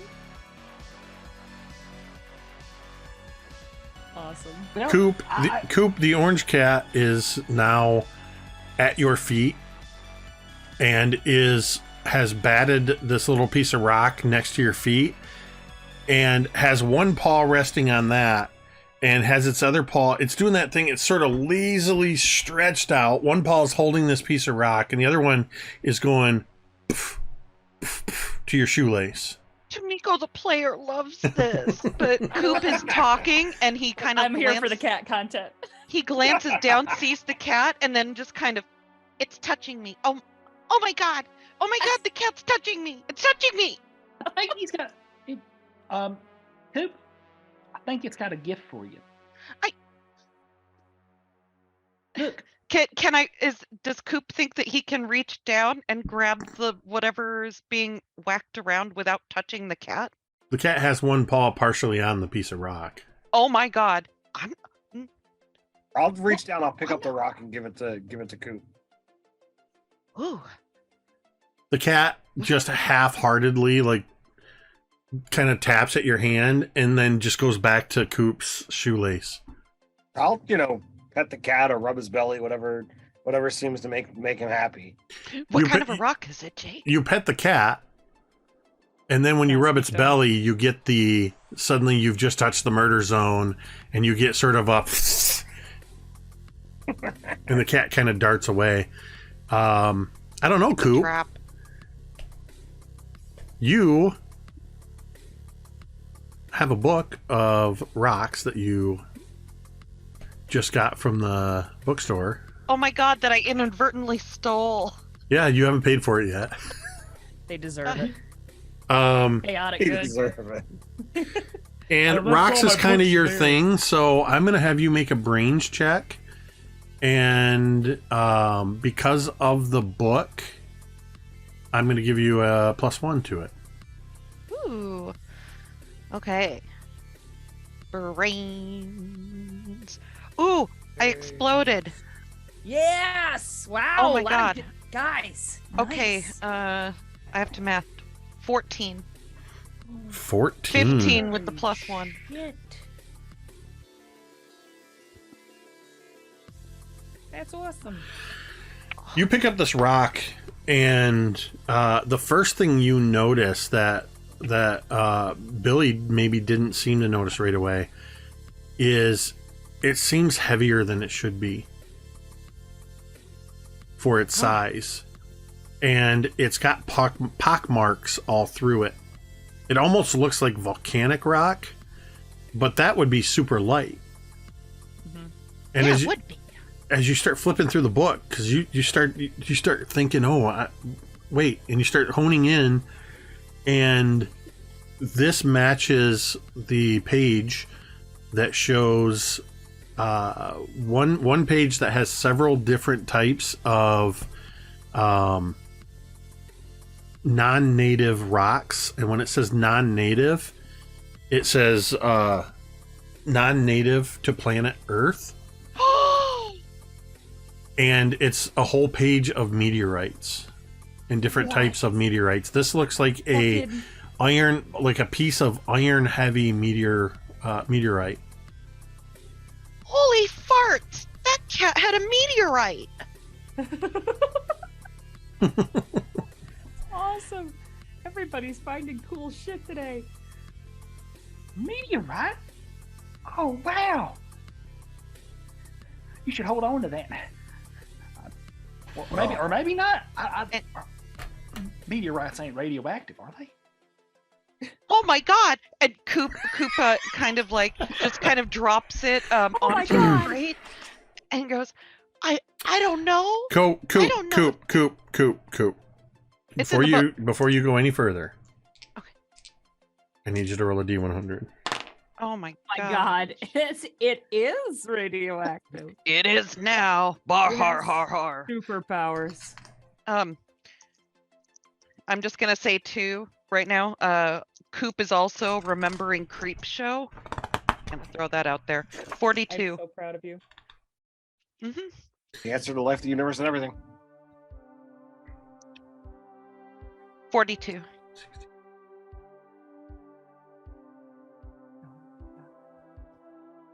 Is that a 1 or a wait a minute? That's one That's moment. Oh, okay. While Jake is figuring stuff out, for those geology enthusiasts out there, there are random rock generator websites. So if you need, What? That's cool. there's a generator for everything. Yeah. As you are holding this rock and you're feeling the weight of it, and then you suddenly drop it when there's the thought of radioactivity, as the rock leaves your hands and falls to the floor, you feel slightly fatigued. Like Oh, no. you feel like some of your strength was sapped. It's just a subtle change. And that is because while you held on to that rock, you very briefly felt stronger. Oh.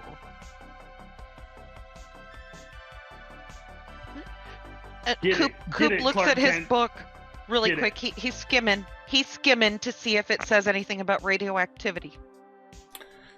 And I would say with the same check that you had, you're able to see that unless a meteorite has just landed, the likelihood of there being any measurable amount of radioactivity is pretty light. Please, astronomy experts, please don't at me because I'm just making stuff up. But no, there's no radioactivity danger. Ha! It's safe. It's safe. The book says it's safe. And then Coop picks it back up again. As soon as you pick it up again, you feel a little bit tougher, a little bit stronger. Wow. Excellent. Nice. And I'll just go ahead and tell you, so you can note this on your character sheet. Ooh. While you hold on to this piece of meteorite, you will have a +2 to any brawn checks. What? What? No That's exercise immediately gains Yeah. buff arms. Just it's like I want SpongeBob with the blow-up best arms. for Coop. Coop deserves this. Coop's gonna start working on cardio. He's gonna have like a whole transformation. I love it. Nah. It's 0 to hero, Hercules. I was just, dude. I swear to God, I was thinking about the Hercules Reinveld! montage in particular. Yes. As a reminder for the scene, there is a partially open secret door in this area But too. Mr. Brainiac told us we all had to wait. So I'm ready. Oh yeah, and Billy is trying to show everybody this map with all Yes. these markings on it. So at this point, all of you have seen and had a chance to look at that map. No, Rosie walked away. Well, I think we finally have come back at this point after the whole meteorite nonsense. Probably, don't you think? Yeah, by the time that's happening though with the meteorite, you've all come back in there. Okay. You guys were only gone for a couple minutes. So I mean, once everybody's done talking and looking and sunbathing and what have you, we kind of check out what's behind the door. Nice. Who's taking a look? Everybody? I mean, Well, I'll you know go what? I'm with, just going to give you guys this because Oak's got a flashlight, I've got a flashlight, so and you're flip it all on. looking, and there's light coming in through the open door. You see that whole display of stuff was pushed in a way that when you jumped up and sat up on it, you put enough weight on it, Rosie, to disengage a latch. It all swings in on mounted to a piece of wood that is essentially a door and allows it to swing open. And you see where the stairs go around and go up, that behind it you can see where the underside of the stairs goes down. But in the light that goes into that little crawl space behind, you see a trap door in the floor. And it's green and has a brass pole ring on it.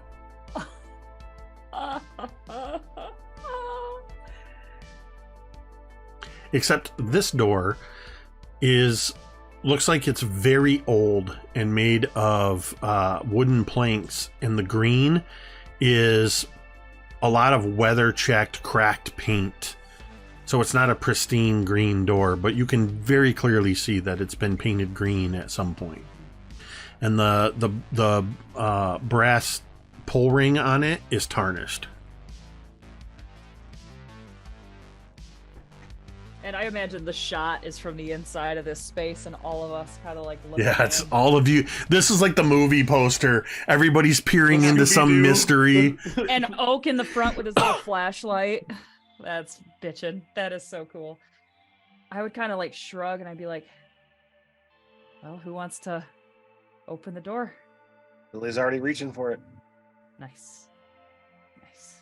Billy, you reach out and you pull on the ring to the door, and the trap door opens, and you can see down into darkness. Is there any kind of like There ladder or appears stairs? there appears to be no ladder or stairs or anything that you can see. Oh, we've got this rope at the top of the stairs.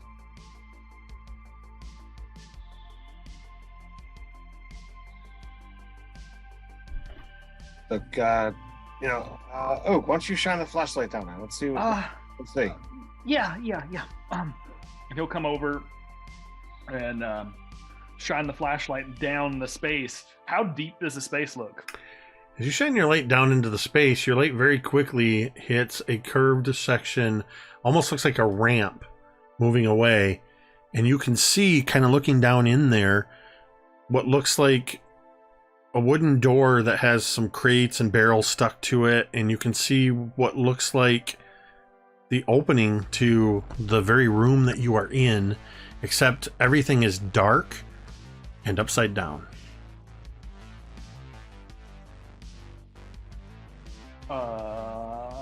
Reverse gravity kind of deal? That's what it looks like. Does Billy say that, and is it out loud? I mean, that's what it looks like. It looks like you are, like, imagine this cinematically as Oak is shining the light down and you're all peering through it. as Oak sticks kind of the light down in there, the camera just kind of goes, and it looks like Oak is peering into the room from down inside a trap door into a darkened vestibule of the lighthouse. It's like that scene in that was in the trailer, so I'm not spoiling anything, for Honor Among Thieves, when Dort goes through the portal and the camera just goes. That's what it looks like. Guys, At this point, I'm right over Oak's shoulder, looking like I'm. You're very seeing this, right? Yeah. yeah. I don't know how to. I don't know what I'm looking at, man. It's like when you put a mirror on the ground, but dark. I want to do something. I want to put my hand on Oak's shoulder and like go, huh, like I'm gonna push him, but I want to have a really good handle on him. As you do that, Oak, in the moment that you're sort of pushed forward and have that feeling of falling, your light catches two green orbs as you see a cat in this space upside down to your view. It's on the floor, but in this sort of weird twisty thing, it looks like it's upside down. It is an orange cat, and it just kind of looks at you and its tail's twitching and it just goes ow, ow, ow. Hey, buddy. You shift your light and you can see that it has a blue metal name tag on its collar that says Dwight.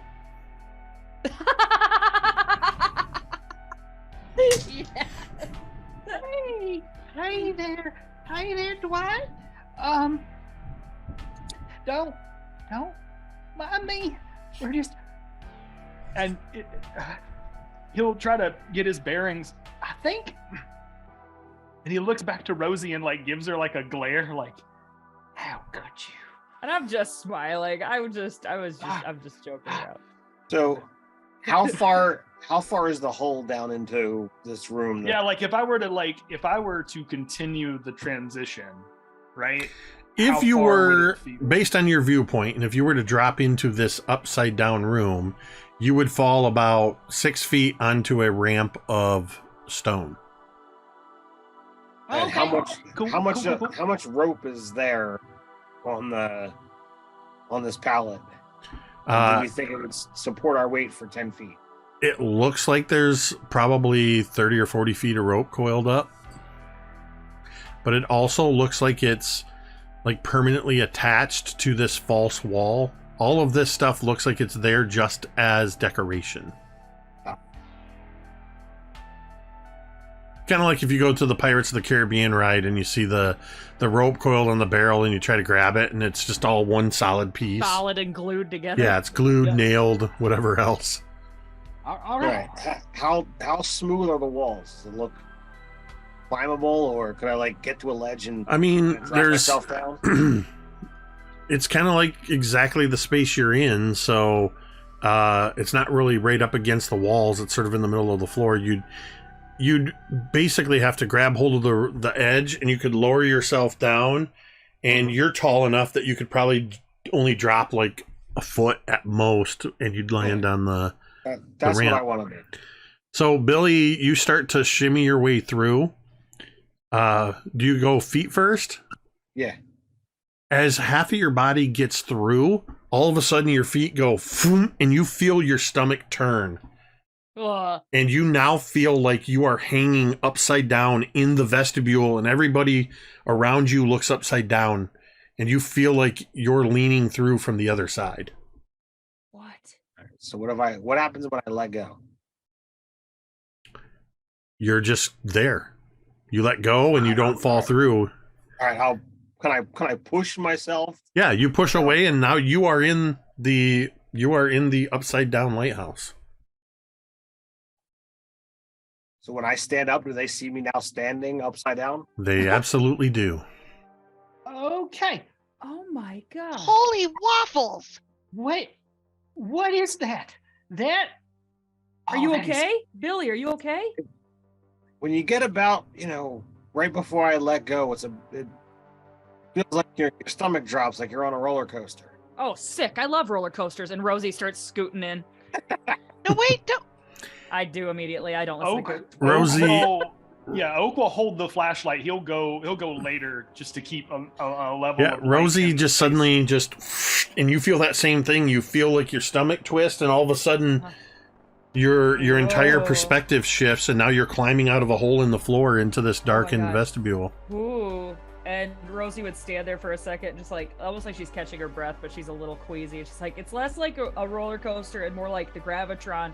You ever been on the Gravitron, guys, at the fair? It's like that. I hate the Gravitron. You'll be fine, Coop. It's a whole new you. You've got a meteorite now. There's a first time for everything, Coop. Jesse, sorry, Jessica, you want to go? No pressure. I understand. Jessica's like looking. She's like, she looks a little nervous. You can see there's like fear in her eyes looking at this, but as soon as like Oak looks to her, like immediately that's gone, and like it's back to this like kind of look as she, all right, sure, as she steps in. And now, when you say step in, do you kind of like slide in feet first, or do you like step through, or what do you do? Step through, like You just step through? Yeah. Falling Okay. back. So this is interesting. Jessica, you take a step forward, and you feel yourself start to drop. And you watch Oak and Coop as she goes through, and you all see her feet come through. And you feel this weird shift, and then you come back through. You have hit this fulcrum point between the two gravities She broke the system. as you step through, God. and you are bobbing up and down in the doorway, and each time your stomach is going. Oh no. Can I attempt to catch her? First, someone like grab me. I would like Jessica to make a grit check. Oh no. god. There's gonna But be not her own floating cookie. cube. The question is, which side will she puke on now? That's the question. Both. And what will happen to the And vomit? The vomit's gonna hover there in the middle doing the same It's like thing. an orb. No.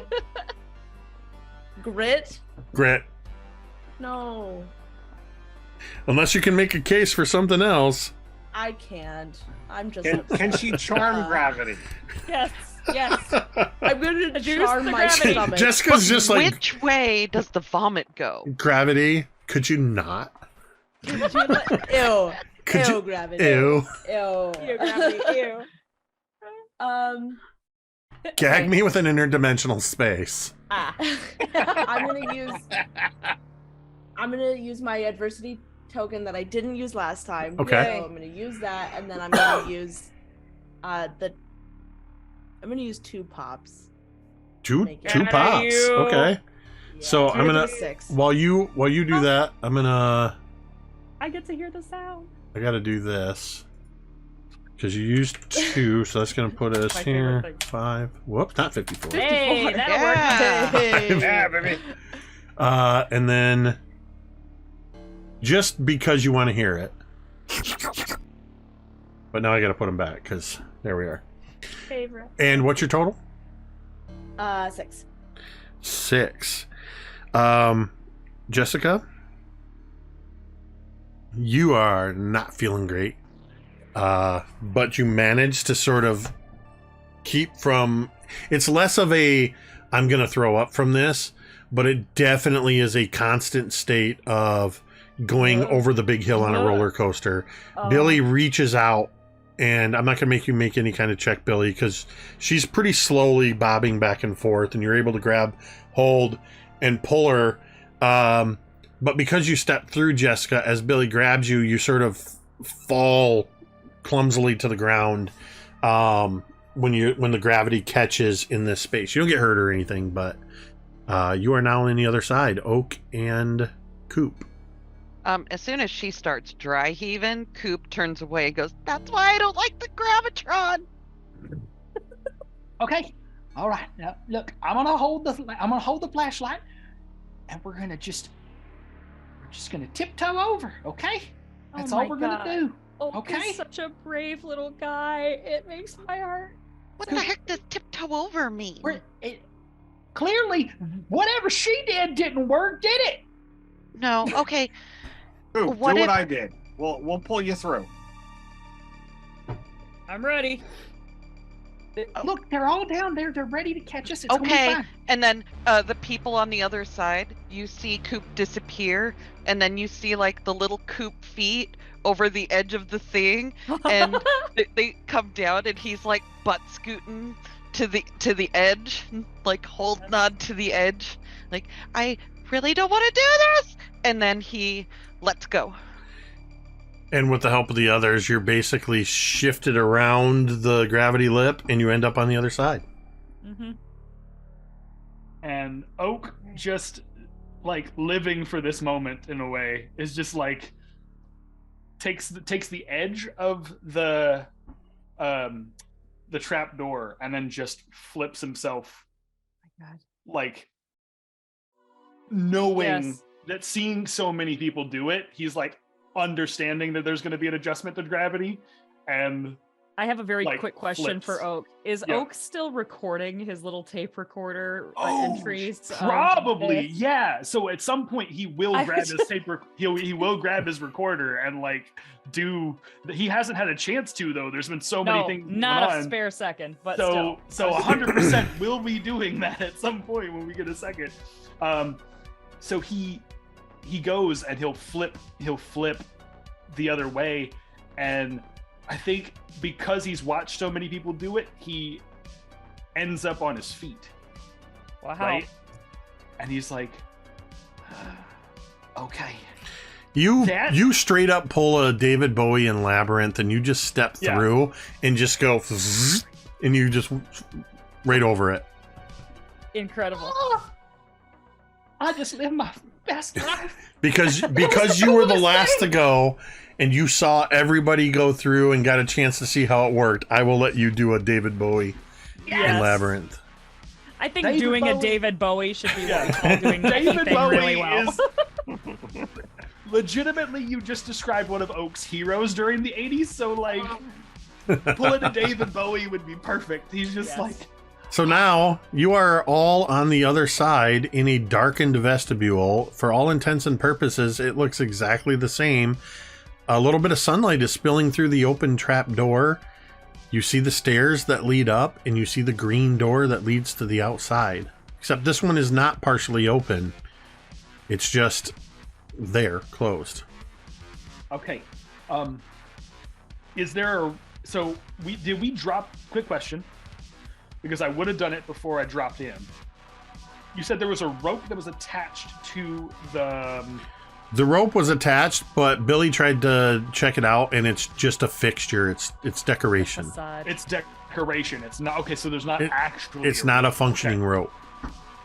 Dang it. Okay. The only reason I mentioned that is because, like, I'm a little scared to go through any green door right now. I Right? think So, I mean, you just went Legit. through a green trapdoor. I yeah. would very carefully go over, and I want to. Are there There are windows on this level? No. No. I want to go. The windows open- are up the I wanna stairs. go- I want to open that door. I want to go open that door that goes to the outside. I just want to open it very carefully and slowly. I don't want to go through there, but I just want to open it You're going to As open soon the as you come door. upstairs. just to see I need you to make a brawn check, please. the door. Okay. Oh. Okay. You know how the trope of in D&D that Yeah, and the doors are always Dawnbringers gonna definitely be- know this, that doors are a problem and there's usually too many doors. I just took that concept and turned it up to, I said, what if we just did a whole Right. campaign that was just the doors? Just doors. Just to, Terrified. Stay with me on Terrified. this, but just the doors. I got a 10. Okay. You turn the knob, it turns, and you crack the door open. And suddenly you feel the door grabbed by a gust of wind but you're able with that 10 to hold on to it as the wind tries to take it away. Crash of thunder and a bright flash of lightning.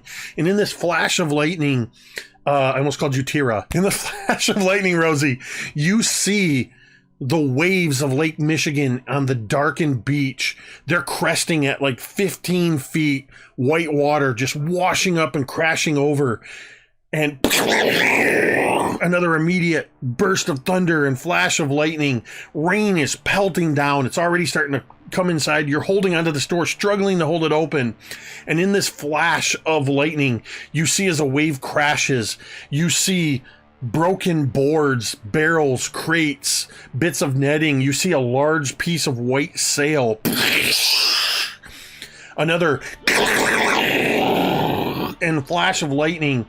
And you see a wave crash, and you see about 6 or 7 men washed up onto the beach, their bodies sort of ragdoll tumbling. You see a couple of them are scrabbling forward, trying to hold on to something. And you see the massive hull of a damaged and partially wrecked ship cresting up on a large wave and preparing to roll over onto the beach. And that's where we're going to end tonight's session. Oh my god! Rosie just saw like a lot of death. That's terrible. Okay, cool. We're here now. Hell yeah, guys. Let's go. I told you stuff was going to start happening this session. Oak is holding on to Dwight for emotional support at this point. Again, I just rolled on the D30 random cat table that Tamiko put together for me, and Listen, Dwight came up. The cat table came up, Dwight. That is the is most this the wonderful same? thing. Quick question: is this the same orange cat Nope. that gave? Oh, it's not. It's not the same orange cat from the other side. Okay. No, you never checked its name tag, but that was Shorts. Shorts. Oh, That was Shorts. They You got a both happen to Shorts be. meteorite. They both are described as well. Shorts is they're both short-haired tabbies, and their coloring is orange boy. I love it. So amazing. that was, and I will remind you. Actually, I think I forgot to say it at the beginning of the session, or maybe I didn't. But this session 4 is called Point of No Return. I wanted this session to be sort of the first 3 sessions where you all starting to see there's some weird stuff in this town that we're in. Very weird stuff, supernatural stuff. And I wanted to take that and just crank it up for this session. I wanted to leave no doubt there's stuff happening, and I wanted you to have a lot of avenues to explore. Oops, becoming concerned that we're not going to make it home before the streetlights come on. That's the worst possible thing that could happen to us. Also, our bikes could get stolen. So I mean, Yes. Fun fact: the Great Lakes are notorious for shipwrecks. There are The a Witch of couple. November, There's a man. couple thousand shipwrecks in the Great Lakes. Wait, I'm sorry, Carrie. Witch of November? The Witch of November, bitch. It is a I've- Michigan terror. Oh, you need to send that to me. Have you ever heard It's in Gordon Lightfoot, dude. I've never the heard wreck it. of the Edmund Fitzgerald? Nope. That's Lake Superior. Oh, okay. I got to It's do a some research now. solitude. Yeah. I'm excited. This So, is cool. yeah, that was our 4th session. We'll be back next week with session 5. Let me make sure I'm hold on. My browser's acting really weird. I'm trying to do something. Ooh. We almost had a weird case where there was going to be a whole bunch of what do you call it? Echoing. No. Oh, would have been terrifying.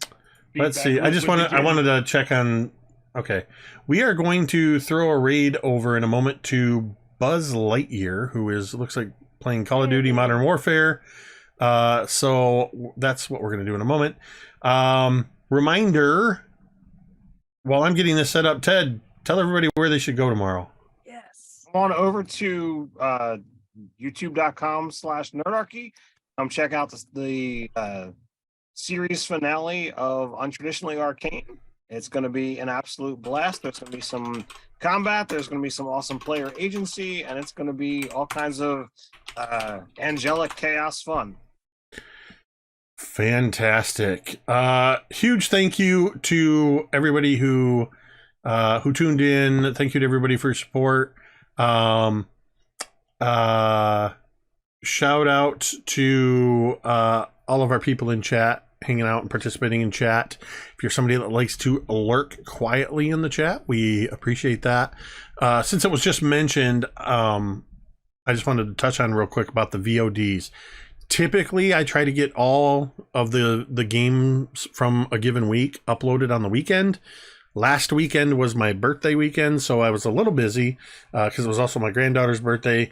I didn't get games uploaded until Monday, usually within a week, but I try to get them up on the weekend. So the VOD for this, actually, I think Monday's Scribes and Scrolls is already up on YouTube. That's youtube.com/mini-terrain domain. So be sure to check that out. Again, thank you to everybody in chat. And of course, thank you to all of these amazing friends of mine who just make this game so much fun and are doing a wonderful job of playing a thrown together band of kids and teens. Thank you. Perfect. Excuse me, Tamiko, Carrie, Ted, M, Chad, and though they were not here with us, they were here in spirit, Jeremy and Dwight, without whom this would have just been me talking to myself for a couple hours. With that, we are going to go ahead and end this stream the same way we end every stream, and you can say it with me if you want. Take off.